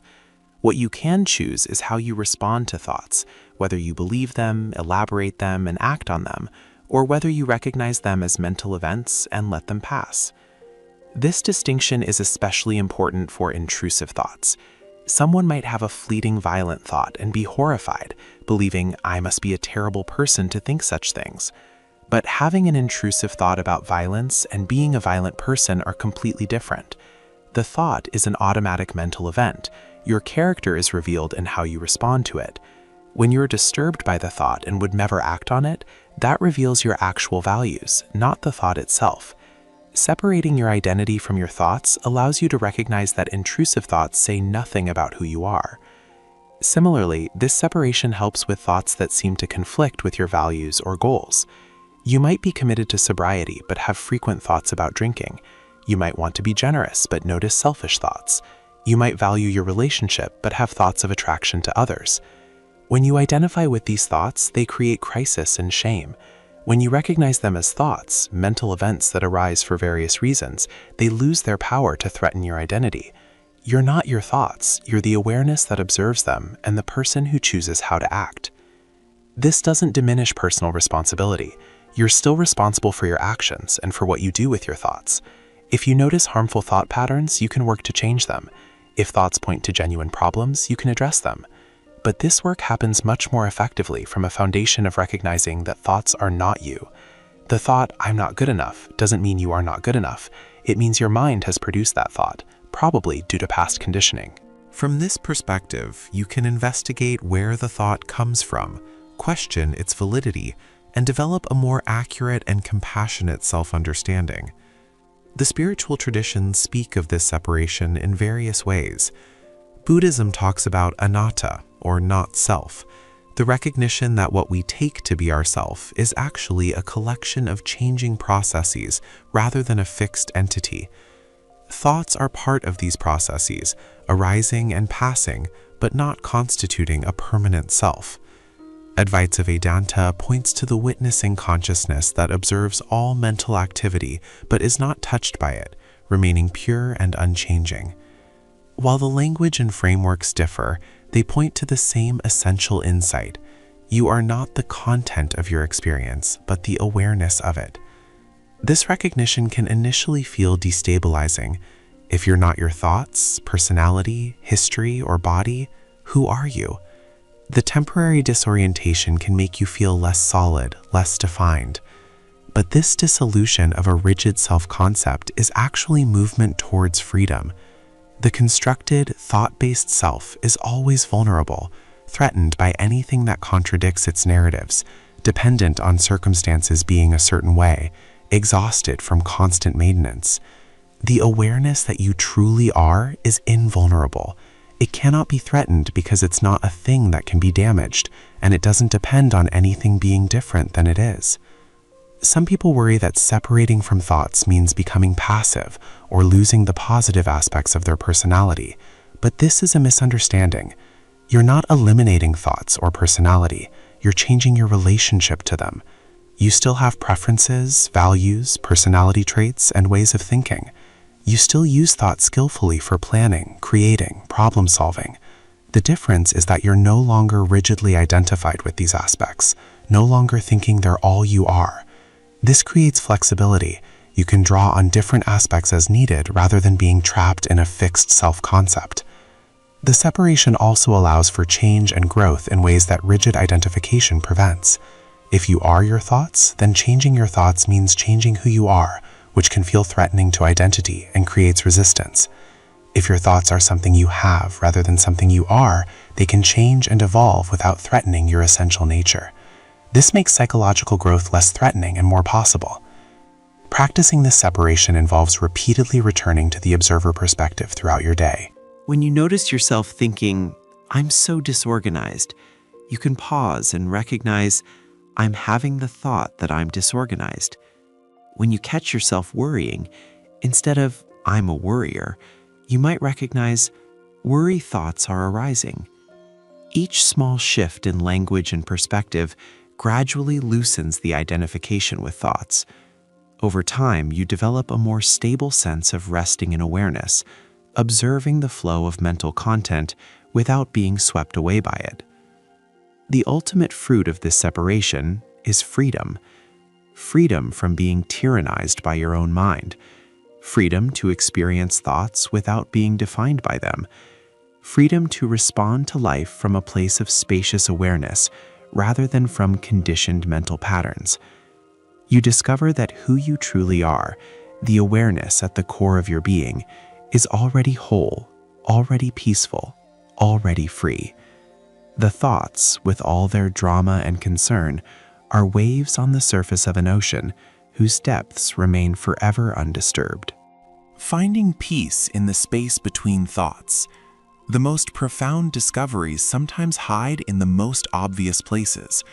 We spend our lives focused on thoughts, their content, their implications, what we should think or shouldn't think. But between thoughts, in the gaps so brief we usually don't notice them, lies something extraordinary, a space of pure awareness, inherently peaceful, always present, waiting to be recognized. Finding peace in the space between thoughts is not about achieving some special state. It's about noticing what's already there when the mind briefly falls silent. These gaps exist in everyone's experience, though they're typically so fleeting that they escape notice. As one thought ends and before the next begins, there's a moment of openness, of awareness without object. It might last only a fraction of a second, but it's there. When you're absorbed in thinking, these gaps pass unnoticed, like the blank frames between movie images that create the illusion of continuous motion. But when you begin to observe your mind with sustained attention, the gaps become noticeable, and you can recognize their unique quality. What characterizes these gaps? First, their stillness. Not the stillness of nothing happening, but a vibrant, alive stillness. Awareness fully present, but not caught up in mental activity. Second, there's clarity. In the absence of thought's constant commentary, perception becomes crisp and immediate. Third, there's peace. Not the peace that comes from getting what you want or resolving problems, but an inherent peace that's discovered, not created, already present when the noise of thinking temporarily quiets. Fourth, there's spaciousness. Awareness itself is recognized as vast, open, without the constriction that identification with thoughts creates. Finding these gaps requires a shift from being interested in thoughts to being interested in the awareness that knows thoughts. Usually, attention is captured by content, what you're thinking about. When a thought arises, attention immediately moves to its content. What do I think about this? What does this remind me of? What should I do about this? To notice the gaps, attention must remain more lightly with the process of thinking itself, observing thoughts as events arising and passing in awareness. This light attention allows you to notice what happens between thoughts. One way to access these gaps is through breath awareness. As you watch the breath, thoughts will arise. When you notice you've been pulled into thinking, you don't judge this. You simply return attention to breathing. In that moment of returning, before the next thought forms, there's often a gap, a brief opening of clear awareness. Each return to the breath offers a chance to notice this space. With practice, you become more sensitive to these moments, recognizing them more quickly, even beginning to rest in them briefly before the next thought arises. Another approach involves watching thoughts like watching fish in a pond. You're not trying to catch the fish or chase them away. You're simply watching them appear and disappear. As you maintain this watching, you become aware not just of the fish, thoughts, but of the water, awareness, in which they swim. Sometimes a fish appears, swims across your vision, and disappears, and there's a moment when no fish is present, just clear water. That moment of clear water is the gap between thoughts. The more you watch, the more you notice these gaps, and the more you appreciate the clarity of the water itself. Certain experiences naturally create larger gaps. After physical exertion, a run, a swim, vigorous exercise, the mind often briefly quiets and thoughts space out. There's just breathing, sensation, presence. After emotional release, a good cry, expressing anger safely, there's often a moment of stillness before thinking revives. In nature, especially when encountering something awe-inspiring, a vast landscape, a starry sky, a powerful waterfall, thinking can momentarily cease as you're simply present with the experience. These natural gaps offer opportunities to recognize the quality of awareness without thought. But the practice involves finding gaps not just in special circumstances, but in ordinary moments. As you're walking, there might be a moment when you're simply aware of walking, seeing, feeling, without any thought about it. As you're listening to someone speak, there might be a moment of pure listening before your mind starts generating responses or opinions. Throughout the day, tiny gaps appear constantly if you're sensitive to them.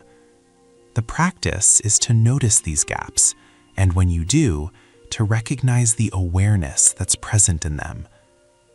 What's actually happening in these gaps? Neuroscientifically, there's decreased activity in the default mode network, the brain system associated with self-referential thinking and mental time travel. The constant internal narrative briefly pauses. There's more activity in sensory processing areas. You're more immediately present with actual experience rather than with thoughts about experience. The prefrontal cortex, associated with present moment awareness and monitoring, remains active, but not the chattering networks of associative thinking. From a phenomenological perspective, the direct investigation of experience, the gaps reveal awareness itself. Usually, awareness is known through its objects. You're aware of thoughts, sensations, perceptions. Awareness seems inseparable from what it's aware of. But in the gaps, awareness is known more directly, not as awareness of something else, but as awareness itself. This is sometimes described as awareness becoming aware of itself, or as recognizing your own nature as consciousness. This recognition has a distinctive flavor. There's often a sense of relief, like putting down a heavy burden. The constant work of thinking, evaluating, planning, remembering, imagining, ceases for a moment, and there's rest. There may be a sense of expansion, as if the boundaries you usually feel have dissolved. There's often a quality of intimacy with experience, as if the filter of conceptual thinking that normally stands between you and life has temporarily disappeared. And there's peace, not the absence of experience, but a quality of contentment that doesn't depend on anything being different than it is. The peace found in these gaps is qualitatively different from pleasurable experiences. Pleasure depends on circumstances, on getting something you want, on things going your way. It arises and passes as circumstances change. The peace in the gaps is unconditioned. It doesn't depend on external circumstances because it's not created by them. It's discovered, not in the content of experience, but in the nature of awareness itself. This makes it reliable in a way pleasure can never be. It's available even in difficult circumstances because it doesn't require circumstances to be a particular way. As you become more familiar with these gaps, something interesting happens. They seem to lengthen. Initially, you might catch only the briefest flash of gap awareness before the next thought arises. With practice, the gaps become more noticeable, lasting longer. This doesn't mean thoughts become rare. You still think plenty, but there's more space around thoughts, more room for the awareness that holds them. Thoughts become like clouds with blue sky visible between them, rather than a solid overcast that obscures the sky completely. This lengthening happens partly because you're training attention to recognize a subtle aspect of experience. Like any perceptual skill, it improves with practice. But it also happens because the gaps were never actually as brief as they seemed. You were just missing them. As your attention becomes more refined, you catch more of what was always there. Additionally, as you begin to value and recognize these gaps, the mind naturally gravitates toward them, like discovering a pleasant spot in a forest and finding yourself returning to it again and again. The gaps also become more accessible. Initially, you might notice them only during meditation or in quiet moments. Eventually, you can recognize them in the midst of activity. Between responding to an email and starting the next task, there can be a moment of gap awareness. Between sentences in a conversation, there's spaciousness. Walking from one room to another offers a gap. Just walking, just moving, without the mind racing ahead to what you'll do next. Life becomes punctuated with moments of presence and peace. This has a cumulative effect on your baseline state. When you regularly touch into the peace of gap awareness, it begins to infuse your experience more generally. You carry a bit of that peace with you, even when thinking resumes. It's like dipping repeatedly into cool, clear water. Some of that freshness clings to you even after you emerge. Over time, the peace becomes not just something you find in special moments, but a more constant background presence, available even amid the activity of thinking and doing. Finding peace in the space between thoughts also reveals something about the nature of problems. Most of what we call problems exist in thought: worries about the future, regrets about the past, judgments about the present, conflicts between what is and what we think should be. In the gaps, when thinking briefly ceases, problems momentarily disappear, not because circumstances have changed, but because the mental activity that constructs problems has paused. This doesn't make real difficulties disappear, but it reveals that much of what feels overwhelming exists in the realm of thought rather than in present moment reality. This recognition transforms how you relate to difficulties. You realize you can step into the gap, accessing peace even when circumstances are challenging, and from that space of peace, respond more skillfully to whatever the situation requires. The peace isn't about escaping problems, but about not being completely identified with the problem story your mind creates. There's the situation, which may be difficult, and there's the spacious awareness that holds it all, which remains peaceful. Both are real, both are present. Some meditation traditions focus specifically on these gaps as a direct path to recognizing the nature of mind.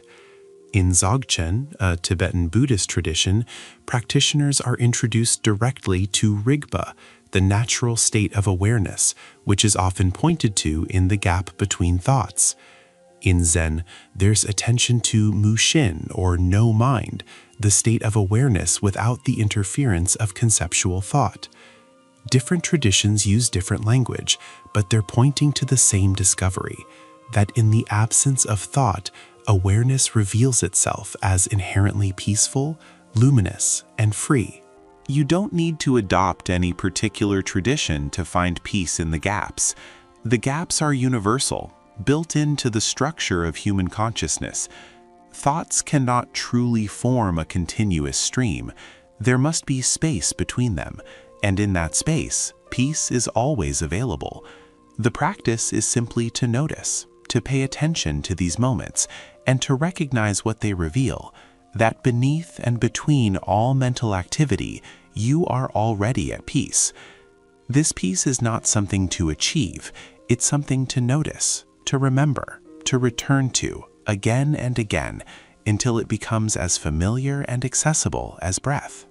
Living as a mindful observer, carrying calm into everyday life. The true test of observing thoughts without judgment isn't what happens during meditation or quiet reflection. It's whether this capacity translates into the messy, demanding, unpredictable flow of everyday life.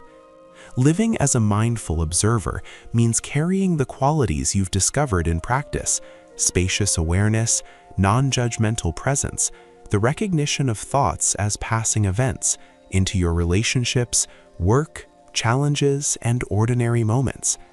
This integration transforms mindfulness from something you do into something you are, from a temporary state achieved in special circumstances into a way of being that persists through all circumstances. The transition from formal practice to daily life requires intention and attention. In meditation, you have a controlled environment. You're sitting still, minimizing external demands, deliberately turning attention inward. In daily life, you're moving, responding to constant stimuli, managing responsibilities, interacting with others. The challenge is to maintain the observer perspective amid this complexity. This doesn't mean walking around in a meditative trance, disconnected from activity. Rather, it means remaining aware of awareness itself while engaged in activity, a quality sometimes described as being present while doing. One key to this integration is establishing anchors, regular moments throughout the day when you deliberately return to mindful awareness. These might be routine activities that happen multiple times daily: pausing before you eat, taking 3 conscious breaths before checking your phone, noticing your feet on the ground when you stand up, or observing 1 full breath cycle when you first sit down at your desk. Each anchor serves as a reminder to shift from automatic pilot to conscious presence, from identification with thoughts to recognition of awareness. These anchors work because they're linked to existing habits, piggybacking on what you already do regularly. The existing behavior, eating, standing, sitting, becomes a trigger for the new behavior, returning to mindful awareness. Over time, the anchors become automatic themselves, creating islands of conscious presence throughout your day. The cumulative effect is significant. If you have just 5 anchors per day, each bringing you into mindful awareness for even 30 seconds, that's more than 25 minutes of dispersed practice woven into daily life. Another crucial element is bringing the observer perspective into challenging moments. When you notice strong emotion arising, anger, anxiety, sadness, frustration, this is the moment to apply what you've learned. Instead of being immediately swept away by the emotion or reacting from it, you can take a brief pause, even just a breath or two, and recognize strong emotion present, observing this. This doesn't mean suppressing your response or pretending you're not feeling what you're feeling. It means creating a moment of space before responding, a gap between stimulus and reaction, where choice becomes possible. This pause and observe technique is especially valuable in relationships. When someone says something that triggers you, a criticism, a dismissive comment, a misunderstanding, the habitual response is immediate reaction, often saying or doing something you later regret. When you cultivate the observer perspective, you can notice the triggering, feel the emotional reaction arising, and pause before responding. In that pause, you might recognize defensive thoughts arising or anger present. And from that recognition, choose a response that's more aligned with your values than an automatic reaction would be. This doesn't make you passive or unable to express yourself. It makes your expression more intentional. You can still say something when you disagree, set a boundary when needed, or express frustration, but you're responding from awareness rather than reacting from unconscious conditioning. The response comes from your whole self, not just from the most activated part of your nervous system. This typically leads to better outcomes in relationships because you're communicating rather than merely discharging emotion. Carrying calm into everyday life also involves recognizing thought patterns as they arise in real time. Throughout your day, various situations trigger familiar thought patterns: worrying while waiting for test results, self-criticism after making a mistake, comparison while scrolling social media, catastrophizing when something goes wrong. When you've developed the observer capacity, you start recognizing these patterns as they happen, rather than only in retrospect. Ah, there's the comparison pattern again, or here comes the catastrophizing. This recognition itself loosens the pattern's grip. The practice extends to how you consume information and media. Notice what happens in your mind when you read news, scroll through social media, or watch television. Thoughts and emotions arise in response to this content. Can you observe these reactions without being completely identified with them? Can you notice when you're being pulled into anger, fear, or judgment, and gently return to spacious awareness? This doesn't mean never engaging with content that evokes emotions. That's neither possible nor desirable, but it means doing so with awareness rather than being unconsciously manipulated by whatever appears on your screen. Physical activity offers rich opportunities for embodied mindfulness. Whether you're walking, exercising, doing household chores, or engaged in any physical task, you can practice being aware of the sensations of movement, breathing, physical effort. When thoughts rise, as they will, you notice them without being pulled into their narrative, returning attention to the direct physical experience. This transforms mundane activities into opportunities for practice. Washing dishes becomes a meditation on sensation, temperature, movement. Commuting becomes a chance to observe the thought patterns that arise during transitions. Work life, often the most demanding part of the day, can also become a field for practice. When stress arises at work, deadline pressure, difficult colleagues, overwhelming tasks, you can notice the stress response without adding layers of thought that intensify it. Deadline approaching, stress present, tension in shoulders, multiple urgent thoughts.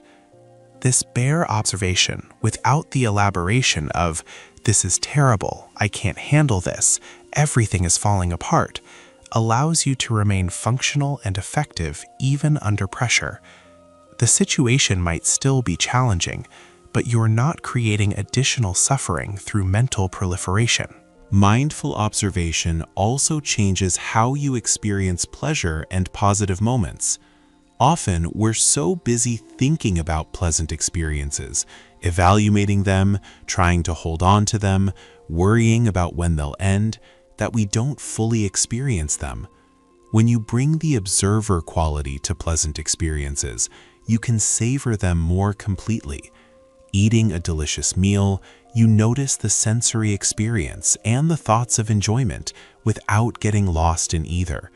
Walking in nature, you experience the beauty directly while also noticing thoughts of appreciation, all held in spacious awareness.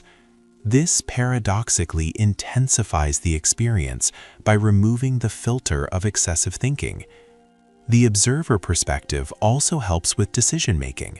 When facing a choice, various thoughts arise, pros and cons, fears and hopes, different voices offering different advice. From the observer position, you can notice all these thoughts without being overwhelmed by them or needing to immediately act on any of them. You create space for intuition and wisdom to emerge, which often arise not from more thinking, but from a quality of knowing that comes from presence. The decision isn't forced, it clarifies naturally as you observe the situation with calm awareness. Sleep and waking transitions offer particularly valuable times for practice. Before sleep, instead of being lost in the day's replaying or tomorrow's planning, you can observe these thoughts while allowing the body to settle. Many people find that this observing stance, not fighting with thoughts but not following them either, allows the mind to naturally quiet and sleep to come more easily. Upon waking, before jumping into the day's demands, you can take a few moments to notice the quality of awareness before it becomes completely filled with thought, a taste of the space between thoughts as you transition from sleep to waking consciousness. Living as a mindful observer also changes your relationship with mistakes and failures. When something goes wrong, the automatic response might be harsh self-criticism or anxiety spirals. The observer notices these reactions, self-criticism arising, anxious thoughts about consequences. From this observing position, you can respond more skillfully, acknowledging what happened, learning from it if there's something to learn, and taking corrective action if possible, all without the additional suffering of harsh judgment.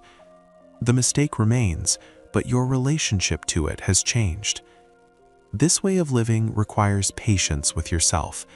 You'll forget to observe, getting lost in thoughts for hours or days before remembering to step back. This is completely normal. The practice isn't about never being lost in thought. That's impossible and not the goal. It's about gradually increasing the frequency with which you remember to observe and shortening the time before you notice you've been lost in thought. Each remembering, no matter how long it's been since the last one, is a moment of success, not failure. Sharing this practice with others, when appropriate, can support your own practice while benefiting those around you. When someone is caught in a thought storm, you might gently ask, "What are you noticing in your body right now?" Or, "Can you step back and observe these thoughts for a moment?" You're helping them access their own observer capacity. In parenting, you can help children develop this skill early. "I notice you're having some really big feelings right now. Can we take some breaths together and see what's happening?" This isn't suppressing their emotions, but teaching them that they have a capacity to be with their emotions with awareness. The ultimate aim is for the observer perspective to become so integrated that it's available automatically in challenging moments, not just when you remember to practice. This doesn't mean you never forget or never get swept away by thoughts and emotions. Rather, it means that the observer capacity has become a stable part of your psychological structure, accessible even under stress. You've developed what's sometimes called trait mindfulness, as opposed to just state mindfulness, a characteristic way of relating to experience, rather than a temporary state achieved only in meditation. This integration transforms suffering in a profound way. You'll still experience difficult emotions, challenging situations, and unwanted thoughts. Being human includes all of this. But the quality of your suffering changes. It becomes cleaner, less compounded by layers of resistance and judgment. There's the initial difficulty, held in spacious awareness, without the multiplication of suffering that comes from fighting with experience. This isn't a small difference. It's the difference between being overwhelmed by life's difficulties and being able to meet them with resilience and grace. Living as a mindful observer means carrying a quality of calm presence into whatever life brings. Not because everything is calm, life is often turbulent, but because you've discovered that something in you remains calm, even amid turbulence. You are the awareness that observes storms, the space in which difficulties arise and pass, the sky through which all weather moves. This recognition, deepened through practice and integrated into daily life, becomes not just a technique you use, but the ground of your being, a way of living that brings peace to ordinary moments and resilience to challenging ones. This is the gift of learning to observe your thoughts without judgment, not a life without difficulties, but a transformed relationship with whatever arises, rooted in the spacious, accepting awareness that you truly are.